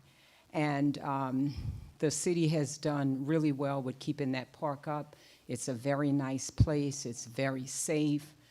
So I really appreciate it. And also I appreciate the pool because my family and I, we do take advantage of the pool. And I am hopeful that next year we can have more personnel available so that the pool would be open for things like pool parties, be open actually on Memorial Day, on Labor Day. But anyways, I am very appreciative. The other thing about the park is that initially with former personnel, they would keep all of the grass cut. But there was a time when there was a change in personnel that the very back side of the park, where that T-ball field is, kickball, softball, what have you field is, that it was unkept. But I have noticed within the past few weeks that it is kept, so thank you very much. Now, when I do take my walks, I take advantage of what I do love, and that's nature. That's nature given to us by God, by our Creator. And so when I'm walking with my dog, I see the beautiful blue skies. I see the vibrant sun shining down on me that all of us benefit from. But then there are times, today was not that day, but there are times when as I'm walking and even before I get back, I see all of the streaks in the skies. And some call it by different names. Some say chemtrails, whereby they're spraying barium, strontium, and aluminum. Some say it's contrails, just condensation from planes. And also some say that it is cloud seeding, whereby they are using silver iodine. So my concern is not only the possible dangers of those things, but aesthetically, when I look up and I see that my beautiful sun is not shining because it's covered by all of these streaks. I see that I can't see my beautiful blue sky. And even at night, I can't see my stars and I can't see my moon, which we all are made from the earth. So we're connected to the earth, so it does benefit us. And I wonder why. I've moved to Georgia because I want to take advantage of this. I did not move to Seattle where there's a lot of rain, a lot of clouds, and therefore an increase in depression. So I would like to know from you, Mayor, City Council, and all here, who has jurisdiction over our skies? And we as the people, what can we do to stop this? Thank you very much. Okay, you'll get an answer at a later date from the city administrator's office. Thank you. Next speaker. Next speaker is Inga Kennedy. Good evening. I was going to say afternoon, but it's evening now, right? Yes. Happy holidays to you, and again, congratulations, Commissioner Powell, on your retirement. Look forward to continuing to talk with you. I'm glad I came in during the time of, I'm Inga Kennedy at 110 Orchard Street. I came in during the time that the work session we were talking about the waste. In addition to the amount of waste that we normally would separate in our containers, the other issue that we're concerned about, and I have a small household, just me and my husband, but we fill up those containers because what we don't throw away in trash, we recycle. So those two always are full. My concern is the contamination of the recycling product. So if we're putting the trash in with the recycling, there is contamination that affects the recycled products that when it arrives in Montgomery and for separation, somewhere along the way, some of the recycling is going to end up back in the landfill because it's going to have my husband's fish scales and all of the things that he cleans his fish with and puts in the trash to separate from the recycling. By the time it gets to Montgomery, all of those things that we throw into the trash is going to cross-contaminate the recycling. And I'd ask that the AmWaste and the city try to educate our public on how best to separate those products, because they're going to be cross-contaminated and everything is going to end up in the landfill. And that's not, for me and my husband, that's not a good feeling when we're doing our best to save the land and make sure that we are recycling. But there is no way that the trash is not going to contaminate the recycling products and they end up being thrown in the trash. So I hope that as we are moving toward new ventures and new processes, that we do a job of educating our public. I have the information received, but nothing in there describes how to separate it. And if we have one can, perhaps we could put something, the trash at the bottom, the recycling on the top, whatever will work for for AmWaste. But I don't want my recycling to go to the landfill. And so I wanted to say that to you. And just think about how we can educate our public on, and residents on how we do that. Yes, ma'am. Thank you. Thank you so much. That was good. Next speaker. That's Is that it, it? Mayor. Okay. So that is our next step. We want to have an approval of the city council meeting that commenced on November the 13th and a special call meeting on November 27th. Members of council, you have before you the minutes for the November 13th, 2023. Is there a motion? So move. Is there a second? Second. Any corrections or comments? Seeing none, all in favor say aye. Aye. All opposed? That motion carries. Members of council, you have before you a special call meeting minutes from November the 27th, 2023. Is there a motion? So move. Motion approved. Mr. Whitmore, is there a second? Second. Second. Ms. Jones, any comments of council or corrections? Seeing none, all in favor say aye. Aye. All opposed? That motion carries. Ms. Number 4, Planning and Zoning text amendments. Planning and Zoning is requesting mayor and council approval to open and continue the public hearing on the proposed text amendments until the next regular scheduled meeting on January 8th, 2024. Yes, ma'am, and I'm sorry, I meant to clarify this before the meeting started. Do I have actually opened the public hearings? Even- Just a motion to continue it to the next. Okay. Members of council, you have before you the item stated by the city clerk. Is there a motion to continue? So moved, Mayor. Is there a second? Second. Motion is made and properly second. All in favor say aye. Aye. All opposed? That motion carries. At this time, we'd like a motion to approve the consent agenda items. I will actually read them again if you don't mind. You have before you consent agenda item number 5, that's the acceptance and certification of the election results. Item number 8, the City of Fairburn personnel policy updates. Item number 9, the task order with integrated science and engineering for water at the temporary fire station. Item number 10, a purchase of radio purchase. Item number 11, LCI Education Campus Expansion Connectivity Study. Item number 12, for the Planning and Zoning Commission appointment. Item number 14, local amendments to the plumbing codes. Item number 15, extension of the intergovernmental agreement with Fulton County Animal Control Services. And item number 18, a task order with integrated science and engineering for lead service inventory 17. Did you add number 17, Item number Mayor? 17, excuse me, I said the wrong number. That was item number 17 for the task order with the lead services. Item number 18, the Small Business Assistance Program. And item number 19, resolution to increase motel, hotel tax to 8%. Item number 20, ordinance imposing a rental motor vehicle exercise tax. And item number 21, amendment to post-construction storm management for new development and redevelopment, section 65-62. Is there a motion? So moved.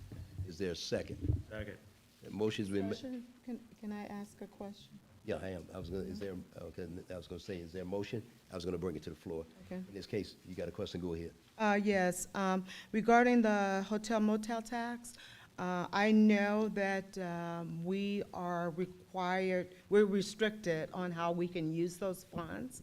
I'm asking staff if you would come back to us with exactly how we're going to use the 8% and how that differs from what we're doing now.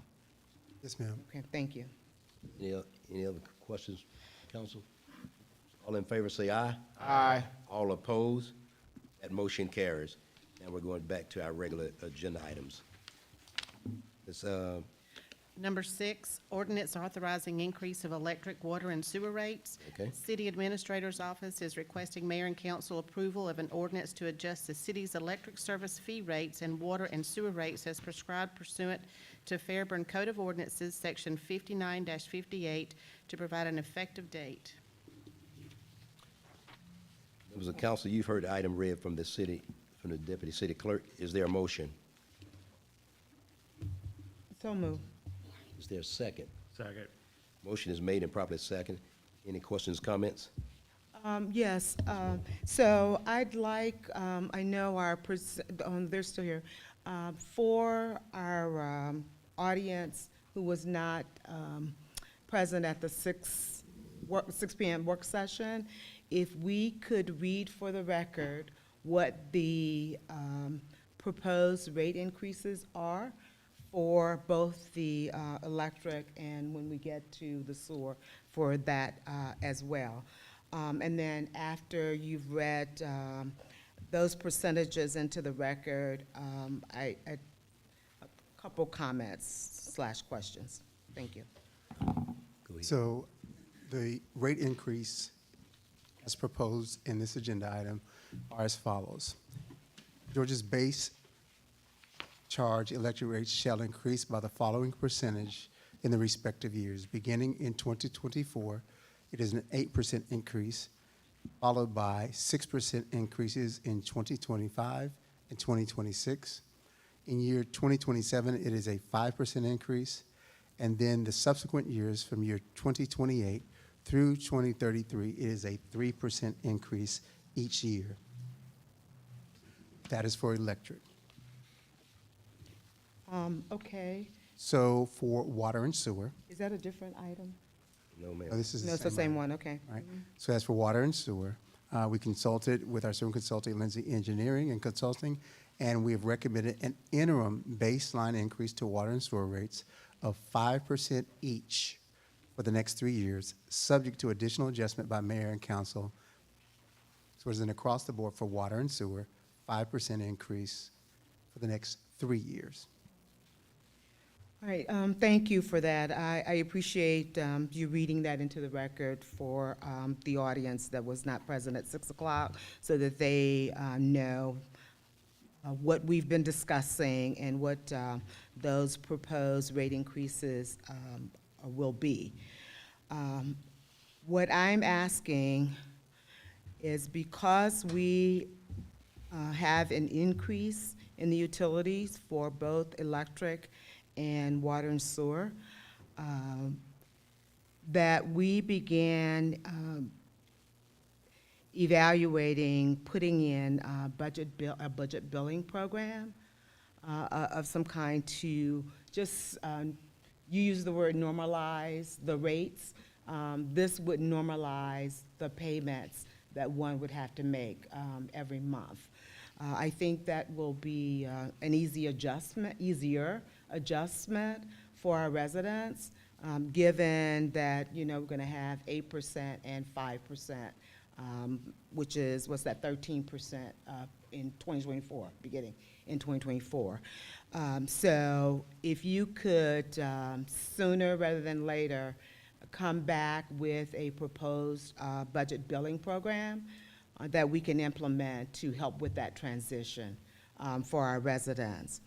And then secondly, I mean, I did discuss extensively in the work session regarding how we got here and the fact that, you know, it had been 10 to 12 years that we had not adjusted the rates as necessary, and that we were using dollars to make our enterprise funds whole when they were supposed to be themselves. I'd like to take this opportunity to ask that we put something in place that this never happens again. For this to have been 10 to 12 years before we did at least an evaluation of the rates, let alone make a decision to make even a 1% or a 2% increase, that would have helped us at this point. We wouldn't have even been at 8. So it is time now that we put something in place so that this does not happen again. So what I'll look to your recommendation on how frequently we should do that, but it needs to be an SOP, standing operating procedure, on when we do that evaluation and when you come to Mayor and Council about the need for an adjustment, or even to reduce the percentage increase if that opportunity presents itself as well. But we need to be intentional about that. So I'm asking for us to do that as well. So 2 things: the budget billing program to help with the transition for the 13% increase on combined water and sewer for 2024, and a standard operating procedure on how, when we evaluate the utility rates and make the appropriate adjustments that are necessary.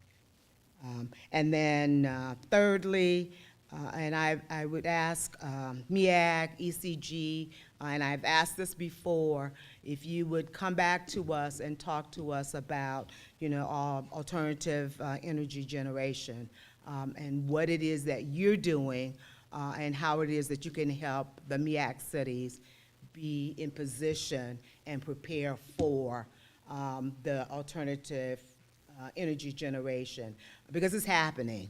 Either we're going to be a part of it or we're going to be left behind. So I'm asking us to let's be proactive about it and figure out what it is that we need to do to position ourselves to be able to take advantage of that, and to ensure that our grid is substantial enough to support the electric vehicle revolution, because that's happening too. So again, we need to be prepared for it. So those 3 things I ask. Thank you. Does any other member of council have a question or a comment? Seeing none, all in favor say aye. Aye. All opposed? That motion carries. Next item. Number 7, an ordinance to increase the homestead exemption for citizens 65 years of age and over. The Finance Department is requesting mayor and council approval of an ordinance to amend Chapter 53, Article 2, Division 2 of the Code of Ordinances of Fairburn, Georgia, so as to increase the homestead exemption for citizens 65 years of age and over from $10,000 to $25,000, and to cap the value of the homestead for taxing purposes for eligible citizens. Yes, sir. Thank you. I think we came to you a couple of months ago and said that we were evaluating our revenues and something more that we could do for our seniors in our city. My staff and I have done some analysis, and we recommended to the city administrator that we could increase our senior homestead exemption. It's currently at $10,000. We are recommending that we can more than double that up to $25,000. We do recognize they are rising home values that cause citizens' tax bills to go up, even though this council has not changed the tax rate. But we think we can do this and we'll be okay with revenue. So staff does recommend that we expand the homestead exemption. One additional element that I wanted to add to that, included in the same agenda item, is a cap at age 65 on home values. 70. I'm sorry, thank you. At age 70 on home values, meaning that at age 70, whatever your home value is, it is capped from that point forward and can only go down. The tax assessor for the county may continue to assess your home at a higher value, but for taxing purposes in the city of Fairburn, going forward, if approved this evening, it would cap at wherever it is at age 70 and could only go down. Most of the comments we have heard over the last 2 years about increasing tax bills have not been a result of increased millage rate. They have been a result of increased property values. So that cap at 70 will have as much impact in reducing our seniors' property tax bills as the rate. Freezing that at age 70 means whatever the assessor does after age 70, their bill would not go up because of property values. And I think that's significant. There's a significant monetary value to that. And if the property values go down, we would lower their tax rate. So that has not previously existed. And I just wanted to make sure that that was clear, that in addition to doubling homestead exemption, which is currently at 10,000, 25, 70-year-old cap of property values is combined with that. Members of council, you've heard the item that was read from the deputy city clerk. Is there a motion? So moved. So moved. Second. Motion is made and properly seconded by Mr. Heath. Any questions, comments by council? Go ahead. Go ahead, Mr. Heath. Oh, no, I was. Oh, I'm sorry, Mr. Whitmore, excuse me. Question for staff. So if this is approved tonight, and for those that are 70 plus now, and let me just use an example of someone that's 80 years old out there. You're going back to look at their value at 70, or we're going to use the current? Yes, okay. Thank you. And my question is very similar to that regarding going forward. And that is, this is an annual evaluation, correct? Right. Okay, so if we prove it today, this is effective for tax year 2024? Next year, yes. Correct. 2024. All right, and then in tax year 2025 and beyond, we, as an institution, as a city, would have to reevaluate that decision that we've capped at age 70 frozen rates, because anything can happen financially and with the economy, right? Yes, you always have the right to come back and amend it, but it's, once you approve it tonight, it's in place. But we always have an opportunity to evaluate it, So given the we answer economy. those every year. So to answer your question, yes. Yes, okay. We would look at it every year, because if we cap it at age 70 and your assessment goes down next year, we would lower based on the lower assessment. But if we cap it at age 70 and your assessment goes up, it stays where it is at age 70. So that's a year-by-year evaluation. Okay. So it has to be done each year. Each year. And that would be regardless of what the economy and/or our budget may dictate. Correct. Is that correct? I'm sorry. Yeah. So that would be regardless of what our budget dictates and/or what the economy may dictate. So- If we were to need a lot more, okay. Yes, that Okay. is regardless. This Okay. only applies to those who qualify at age 70, just like homestead only applies to those 65 and older. So all the other taxpayers in the city, if this council makes a decision based on economy, based on millage rate, it would only apply to this defined group in the city. Citizens, age 65 and older for homestead exemption, age 70 and older for the property value tax. And so whatever other decisions the economy or the budget may drive as it relates to other taxpayers in the city would not be impacted by this item that you're voting on tonight. Okay, and thank you for that clarification. I wanted it to be clear and on the record so that our citizens understood that. And then the last thing I'd ask then, if we would prepare communication for our residents to explain, you know, the decision tonight, what that means for them and to them. And also, if you could just include what the criteria are for receiving a homestead exemption at 65 and age 70 and beyond. Sure. You could include that in communication? Yes, ma'am. All right, thank you so much. Thank you. Any other comments by council? And again, Ms. Davis couldn't be here tonight, but this was very dear to her heart, dealing with homestead exemption. So if she was here tonight, she'd have been a strong advocate of this policy. And that being said, all in favor say aye. Aye. Aye. All opposed? That motion carries. Next item. The next item is item number 13, Ferndale Phase 1 Final Plat. Planning and Zoning is requesting mayor and council approval of the final plat for Phase 1 of the Ferndale subdivision. Good afternoon again. Ma'am. Good afternoon. In May of 2019, City Council approved the rezoning of the subject parcels from R2 to R3, which allowed for the development of 171 single-family lots. In October of 2019, the Planning Commission approved the preliminary plat. The developer has installed the required roads, utilities, and other infrastructure in Phase 1. The Community Development, Public Works, and Utility Department inspected the right-of-way and all public utilities located within the right-of-way in Phase 1 and recommend approval. The Homeowners Association will be responsible for all open spaces, common areas, detention ponds, and other amenities. Phase 1 includes 69 lots, 5.4 acres of open space, and 5.3 acres of right-of-way. The developer is here and available to answer any questions for council. Members of council, you have the item before you read for final Phase 1 final plat. Is there a motion? So moved. Is there a second? Second. Any questions or comments by council? Yes. Yes, ma'am, go ahead. So I'm glad to hear you said there will be an HOA, correct? Yes. And what was the final decision on the percent of rental that would be allowed in the subdivision? One moment. The previous ordinance did include a provision,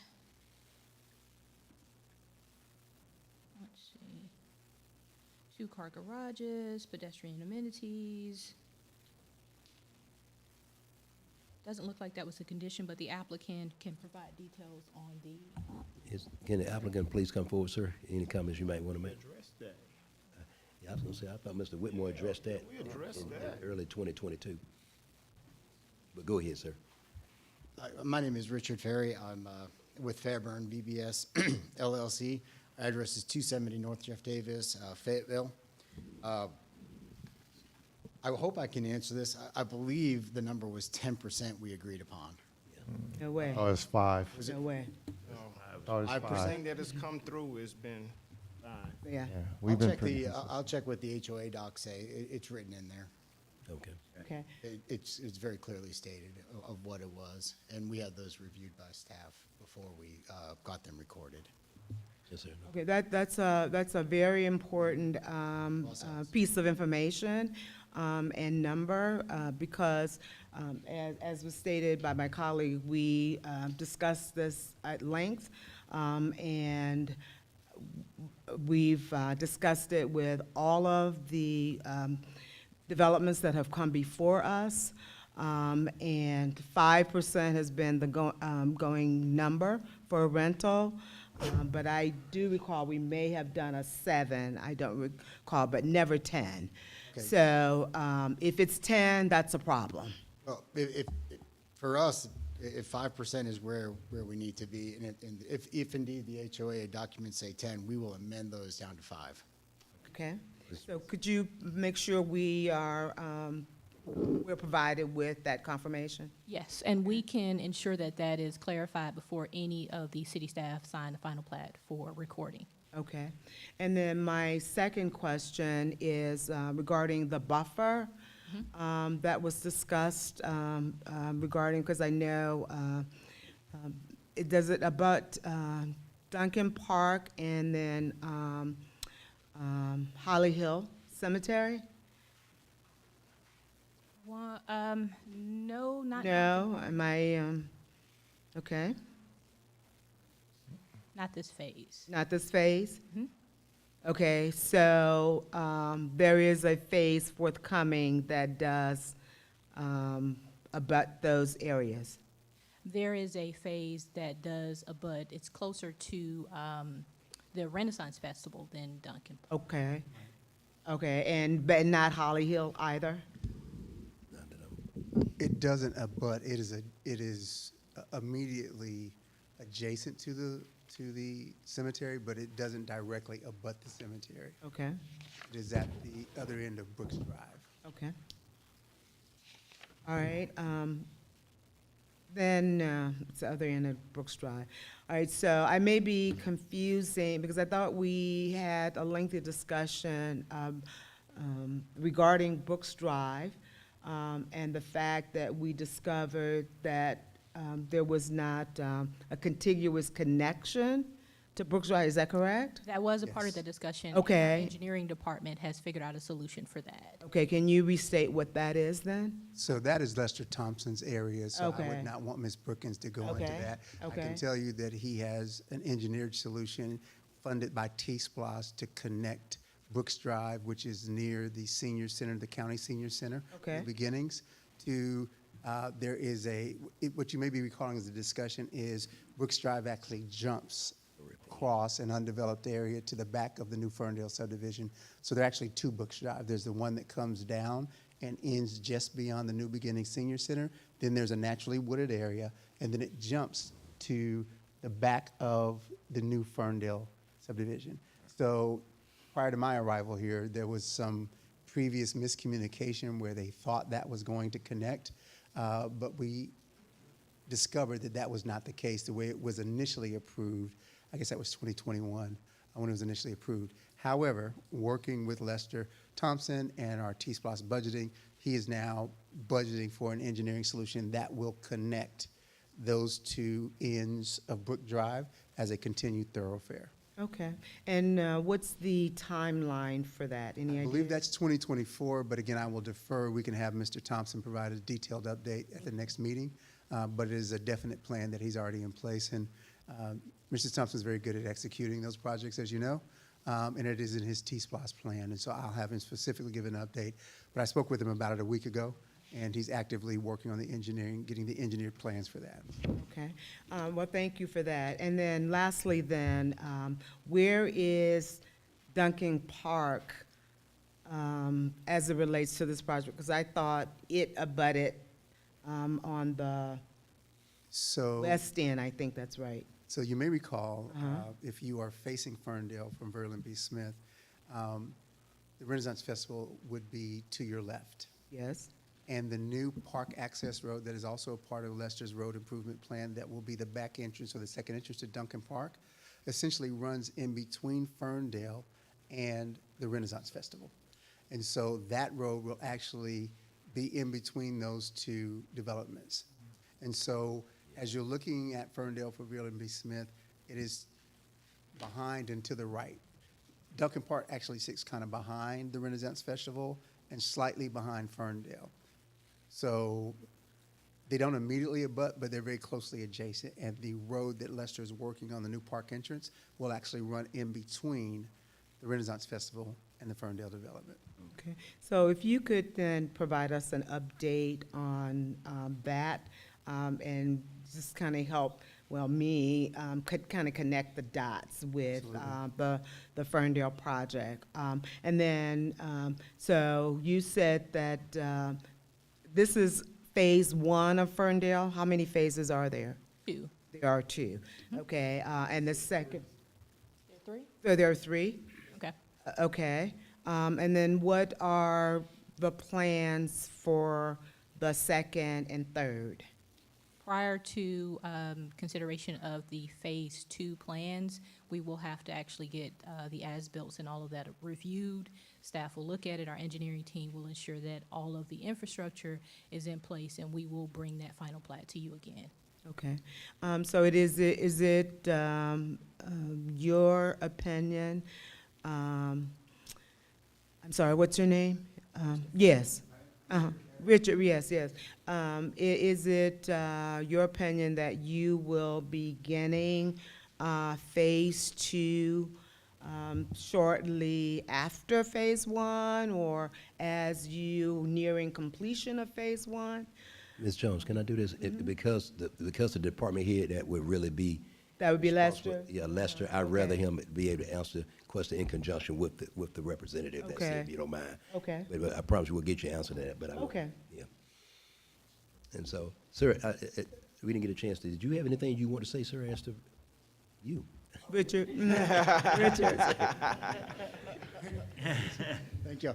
No, I think that's a good idea, Mr. Mayor, is let me speak with Lester. We'll come up with a schedule, and I'll have him provide it to you. I think that'll probably be the best way to go. Yes, sir. Thank you Okay, very much. thank you so much. I'm sorry, Ms. Jones. No, I'm done. Thank you so much. Any other questions, council? No, sir. Seeing none, all in favor say aye. Aye. All opposed? That motion carries. Next item.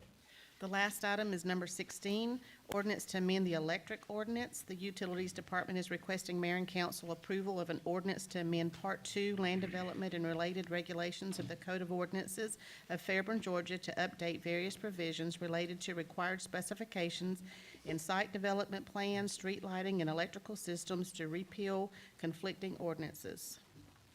Good evening, Mayor and Council. Good evening. Evening. The current electric ordinance is outdated and has sections that date back to 2005. Outdated electric ordinance, section 71 through 78, outlined when the city had only overhead power service for site developments. Since then, developers are required to incorporate underground systems.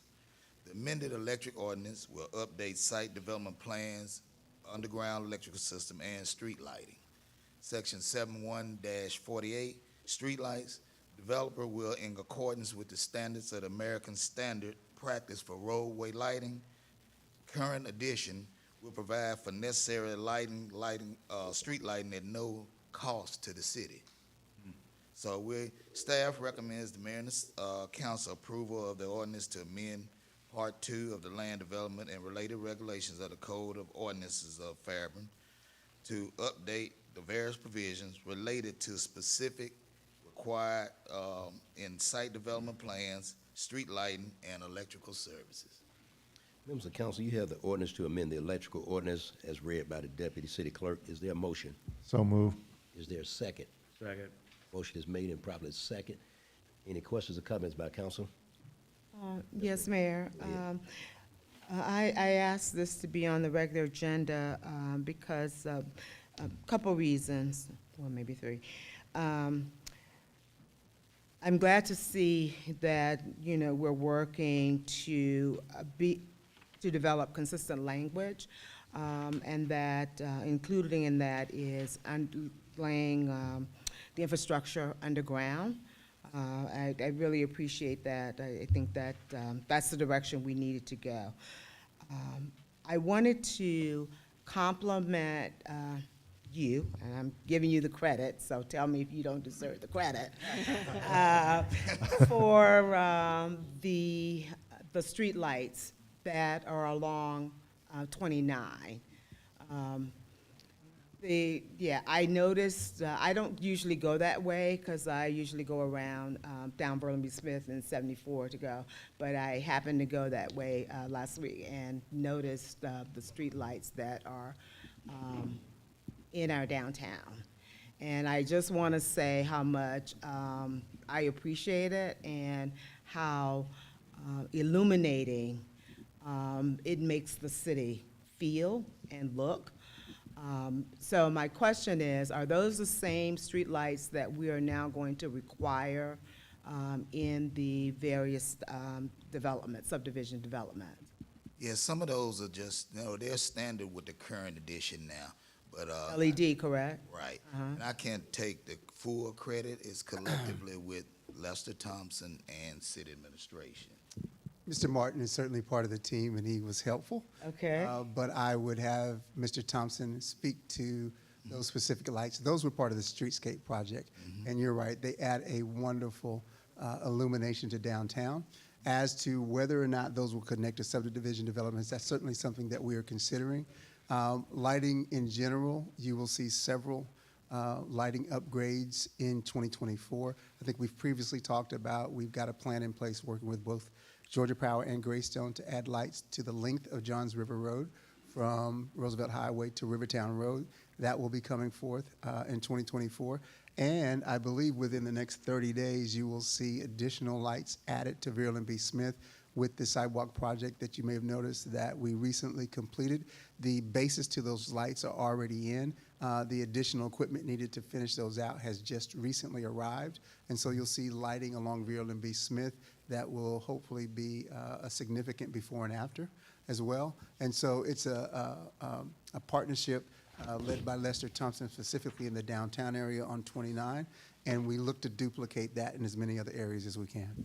All right, so in the Ferndale subdivision development, they used the same lighting infrastructure, didn't they? The same ones that are downtown? They look like the same kind. I'll have to verify that. They may Okay. be similar. I don't know if they're the exact same ones, but they Okay. may be similar. Well, I just ask if we can just look at that, because the consistency, I think, would be terrific. If we had that throughout the city, where appropriate. And I know some places, you know, the poles will have to be a lot taller and a different kind of light. But if we can have some element of consistency with it, I think that this enhance the beauty of the city. Right, and that is a standard now, the LED lights. Right. So, Yeah, so maybe it's the pole that I'm referencing then. Yes, okay. All right, well, thank you, and thanks to the entire team for the lighting.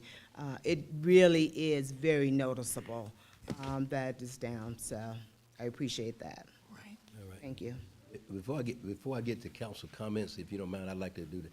Mr. City Administrator, I see Ms. Abernathy. I wanted you just to mention to council just a real short, brief, the meeting that took place here earlier today. Yes, sir. Thank you for that opportunity, Mayor. Our Economic Development Director, Ms. Sylvia Abernathy, who always does a wonderful job, organized a small business meeting this afternoon that took place right here in City Council chambers. I can tell you that every chair in this chamber was full. We had nearly 60 businesses here represented. We covered the Small Business Grant Phase 1 and the upcoming Phase 2 of the Small Business Grant, where we will open up for additional businesses to apply. We got an overwhelming response in Phase 1. We learned some lessons in Phase 1, and we'll apply those to Phase 2. But we had not only that discussion, but we also talked about a lot of the other upcoming resources, the availability of support in other areas through both the Development Authority, through some of our alliances with other organizations. And it was a great meeting, had a really positive response from small businesses in the city. And so we are very encouraged by the turnout today, and very hopeful that as we continue to do these meetings on a regular basis, it'll give us a better way of understanding what the small business needs are in the city. They are vital to our success, vital to our downtown, and so there's work to be done, and we recognize that. But today's meeting, I want to congratulate Ms. Abernathy for putting that together, was a huge step in the right direction. Oh, I'm sorry, I didn't see you in the back. That's what I was looking for. Stand up, Ms. Abernathy.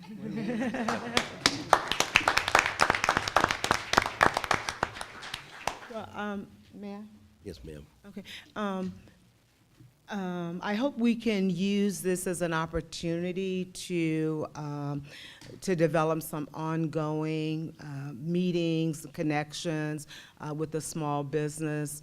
You know, I know they're coming in now because of the grant program, but let's not miss this opportunity to have some ongoing connections. I may not have been clear in my comments. Okay. This was not solely about small business grants. Okay. This was about small business support across the city. This is the first of a series of meetings. Okay. And so it was near the top of the agenda because everyone's wanting to apply for grants, but it wasn't the sole focus of the meeting. She had a full agenda that talked about. I'll pause, Ms. Abernathy, if you would, please. Yeah, I just wanted to say thank you to some of those business owners are present here this evening, and I want to thank them. They brought a lot of insight and brought important feedback to us. So this is just one of many meetings that we will be ongoing. Our next quarterly meeting is tentatively set for March 11th. So we are going to keep this going. We're also going to be using this as an opportunity to do a more extensive effort with our directory. They gave us important feedback of how we can do a better job of that. So we're looking forward to just keeping this relationship going and keeping the feedback and communication. Okay, and then I look forward to receiving again the newsletter. You had started, small business newsletter when you first arrived. Yes. We haven't seen that for a while, so I hope we can resume. The Main Street that. Reader. Yes, Yes. yes, ma'am. highlighting the very small businesses. And I do appreciate the highlight that you provided in the newsletter for small business month, to shop small business, so that's fantastic. There's also been a video highlight that our Main Street Yes. manager did recently. Our new Main Street coordinator, he joined us in the meeting this afternoon. He put together a video montage so that we were able to, our shop local with American Express. We are a neighborhood champion. So we were able to promote that, and our local businesses also gave us some great feedback, and they want to expand that next year. And multiple businesses in the city were featured in the video. Yes. So we actually had our entrepreneurs and business owners take part in putting together that facility. We'll make sure we send that to all of you directly if you haven't seen it. It's a big step in the right direction and more of an effort to put our businesses on a higher platform as we can. That would be great. And I'd also like to see the small business impact on our community through the business's license that are paid and the taxes that are generated because small businesses really are an economic engine That's right. in the city. So if we could receive that information, that would be great. Yes, ma'am. thank you. Definitely. Thank you again, Mayor. At this point, I'll go to council comments. I'll actually start with you, Ms. Jones. Okay. I'm sorry, Mayor, did we approve that last item? We approved it, we just didn't take the final. Final vote. Oh, I'm sorry. I'm sorry. I'm sorry, did we vote on the last item? They made a motion. How about that? Made a motion, but Motion's been made and properly second. All in favor, say aye. Aye. All opposed? That motion carries. Thank you, Mayor and Council. Okay, go ahead, Ms. Jones. All right, Ms. Kennedy, thank you so much for bringing to our attention about the contamination of the garbage and the recycle. That's a very, very important issue, and I think if we don't address that, we're actually going backwards in terms of what we're trying to do in the impact that we need to have on the environment and the issue with landfills as well. So thank you so much for that, Ms. Kennedy. Secondly, Pat, I've said, I said my comments earlier, but some things just bears repeating, right? And that is, I truly have appreciated working with you. And the fact that you have kept me on my toes for all of these these years, I really appreciate that. And again, I can't begin to tell you how much I've learned from you, and that I want to say really thank you. Thank you for that opportunity. The opportunity that you stepped up and decided to run and to be a part of this body. I really appreciate that. So Godspeeds and many blessings, many blessings. Thank you. And then lastly, happy holidays to everyone. Mr. Whitmore? Thank you, Mayor. I would like to, number one, thank Ms. Bridget for your comments earlier today. And you know, it's really enlightening when you have citizens that go above and beyond and actually bring that forethought to this chambers. Not sure what we're going to do, but I'm sure looking forward to hearing what the city administrator has to say about that. Because we don't govern the federal government, so, but it's still going to be an interesting conversation. But we thank you just by coming up and articulating that. Number two, also like to thank my colleague. She beat me to the punch on the Ferndale, because I was going to ask that same question in reference to the percentage of rentals.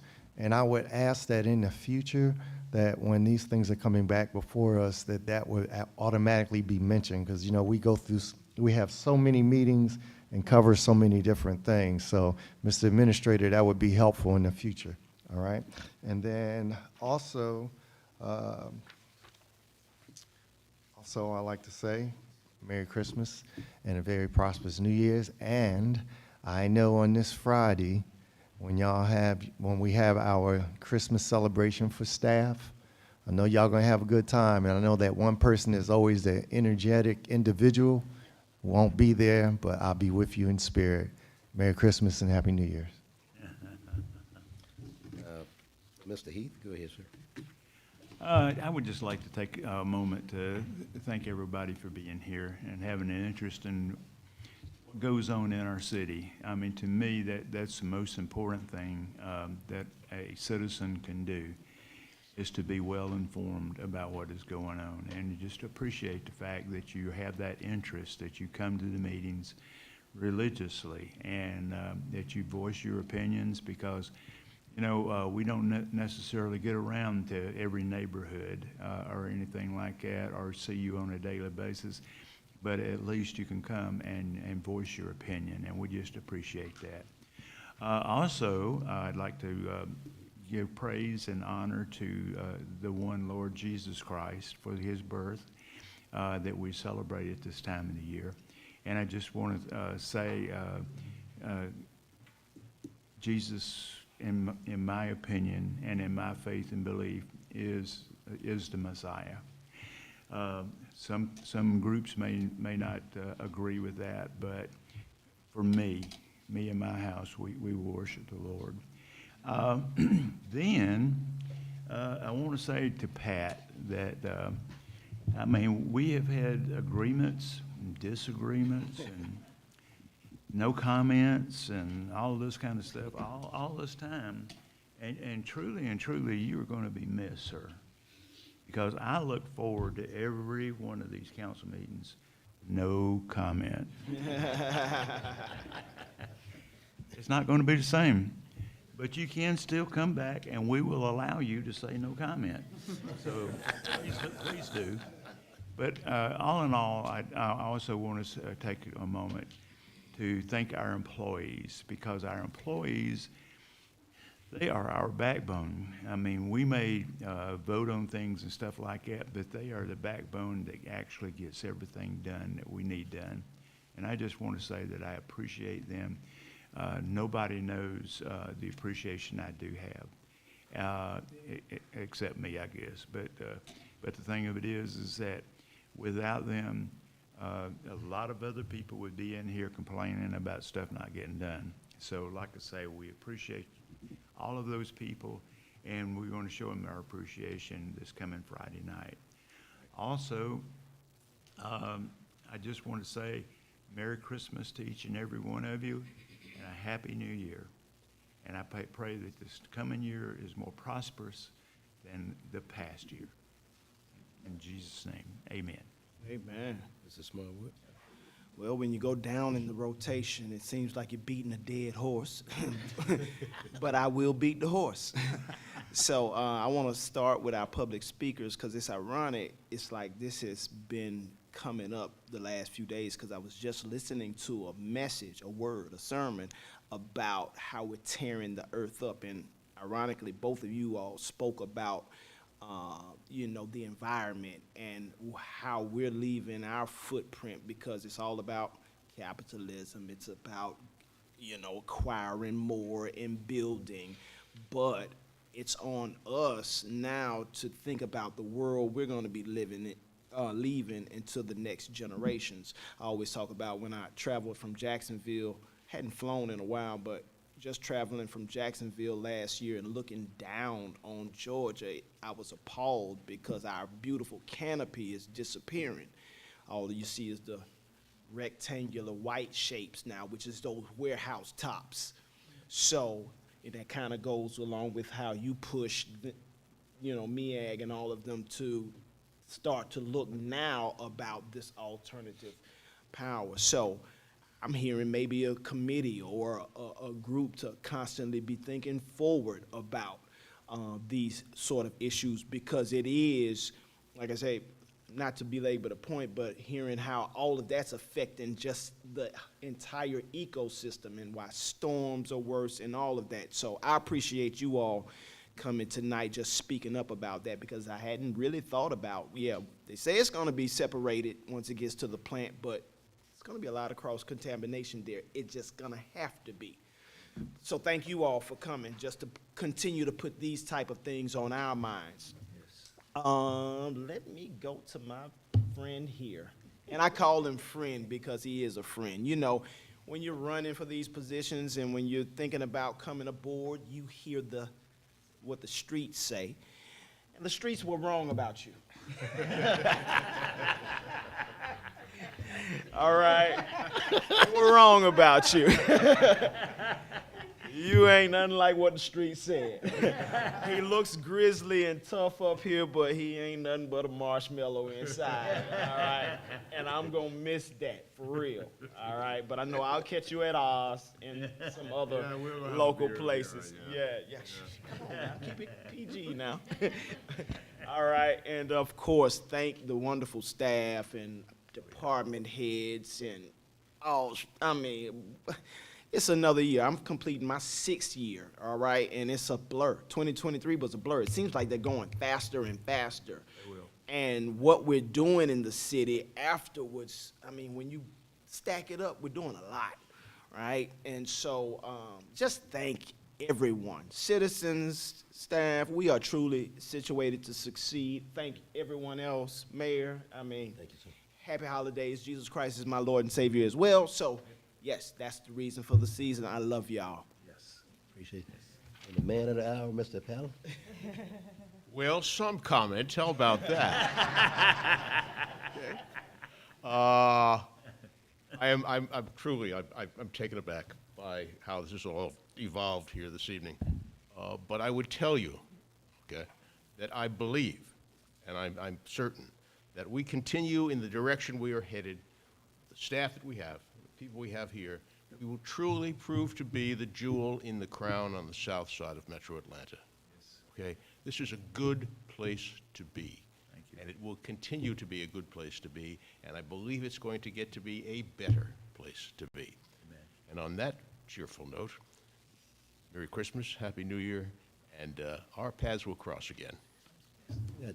I just got 2 closing comments. I'm going to ask everyone in the audience as well. We've got cake, if you don't mind, in celebration of our retiring council member. So for anyone here, if you don't mind breaking your diet tonight, we would love for you to engage in celebration with us as we celebrate our colleagues riding off into the sunset.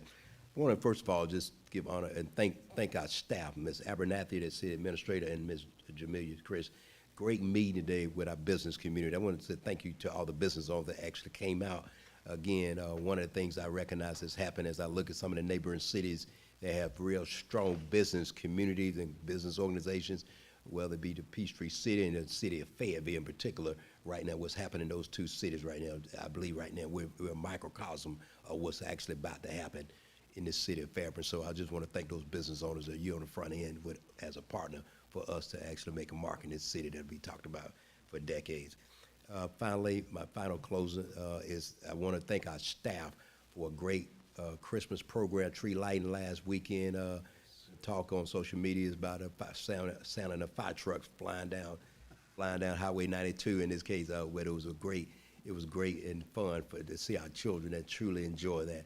And I want to thank the staff for all the decorations in the courtyard. That was a team effort, and a lot of comments from other neighboring cities about how much effort was put into that. So I want to thank our city staff for that. So we don't take that for granted. And so with that being said, I need to entertain a motion to go into executive session for the personnel matter. Right? So moved. Is there a second? Second. All in favor say aye. Aye. All, Second. Mr. Heath. Whitmore? All in favor say aye. Aye. All opposed, that motion carries. Ladies and gentlemen, please grab some of this cake. Yeah, can we do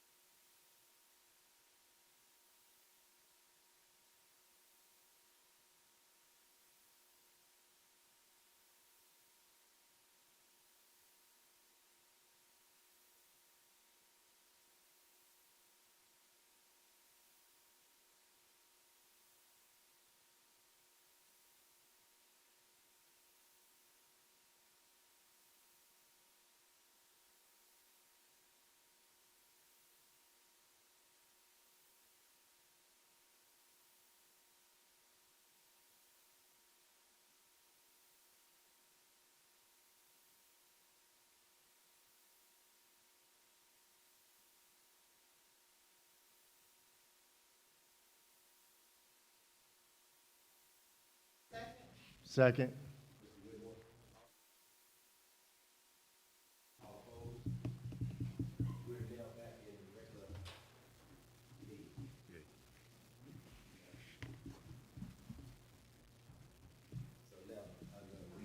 So the first motion is to bring the city administrator 18% raise with annual automatic 3% increases annually. With a positive Performance evaluation. performance evaluation.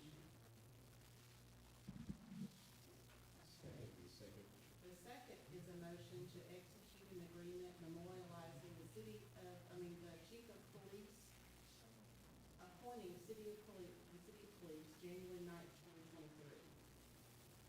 The third motion is to execute an agreement memorializing Attorney Roy Starkey as city attorney by mayor and council on January 9th, 2022.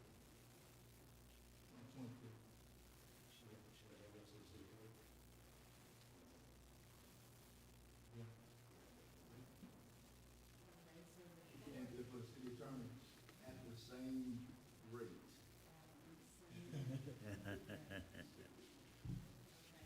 Maybe. The fourth motion is going to execute an agreement memorializing the city clerk Brenda James, appointed as city clerk. January 9th, 2023. 22. And 22 as well.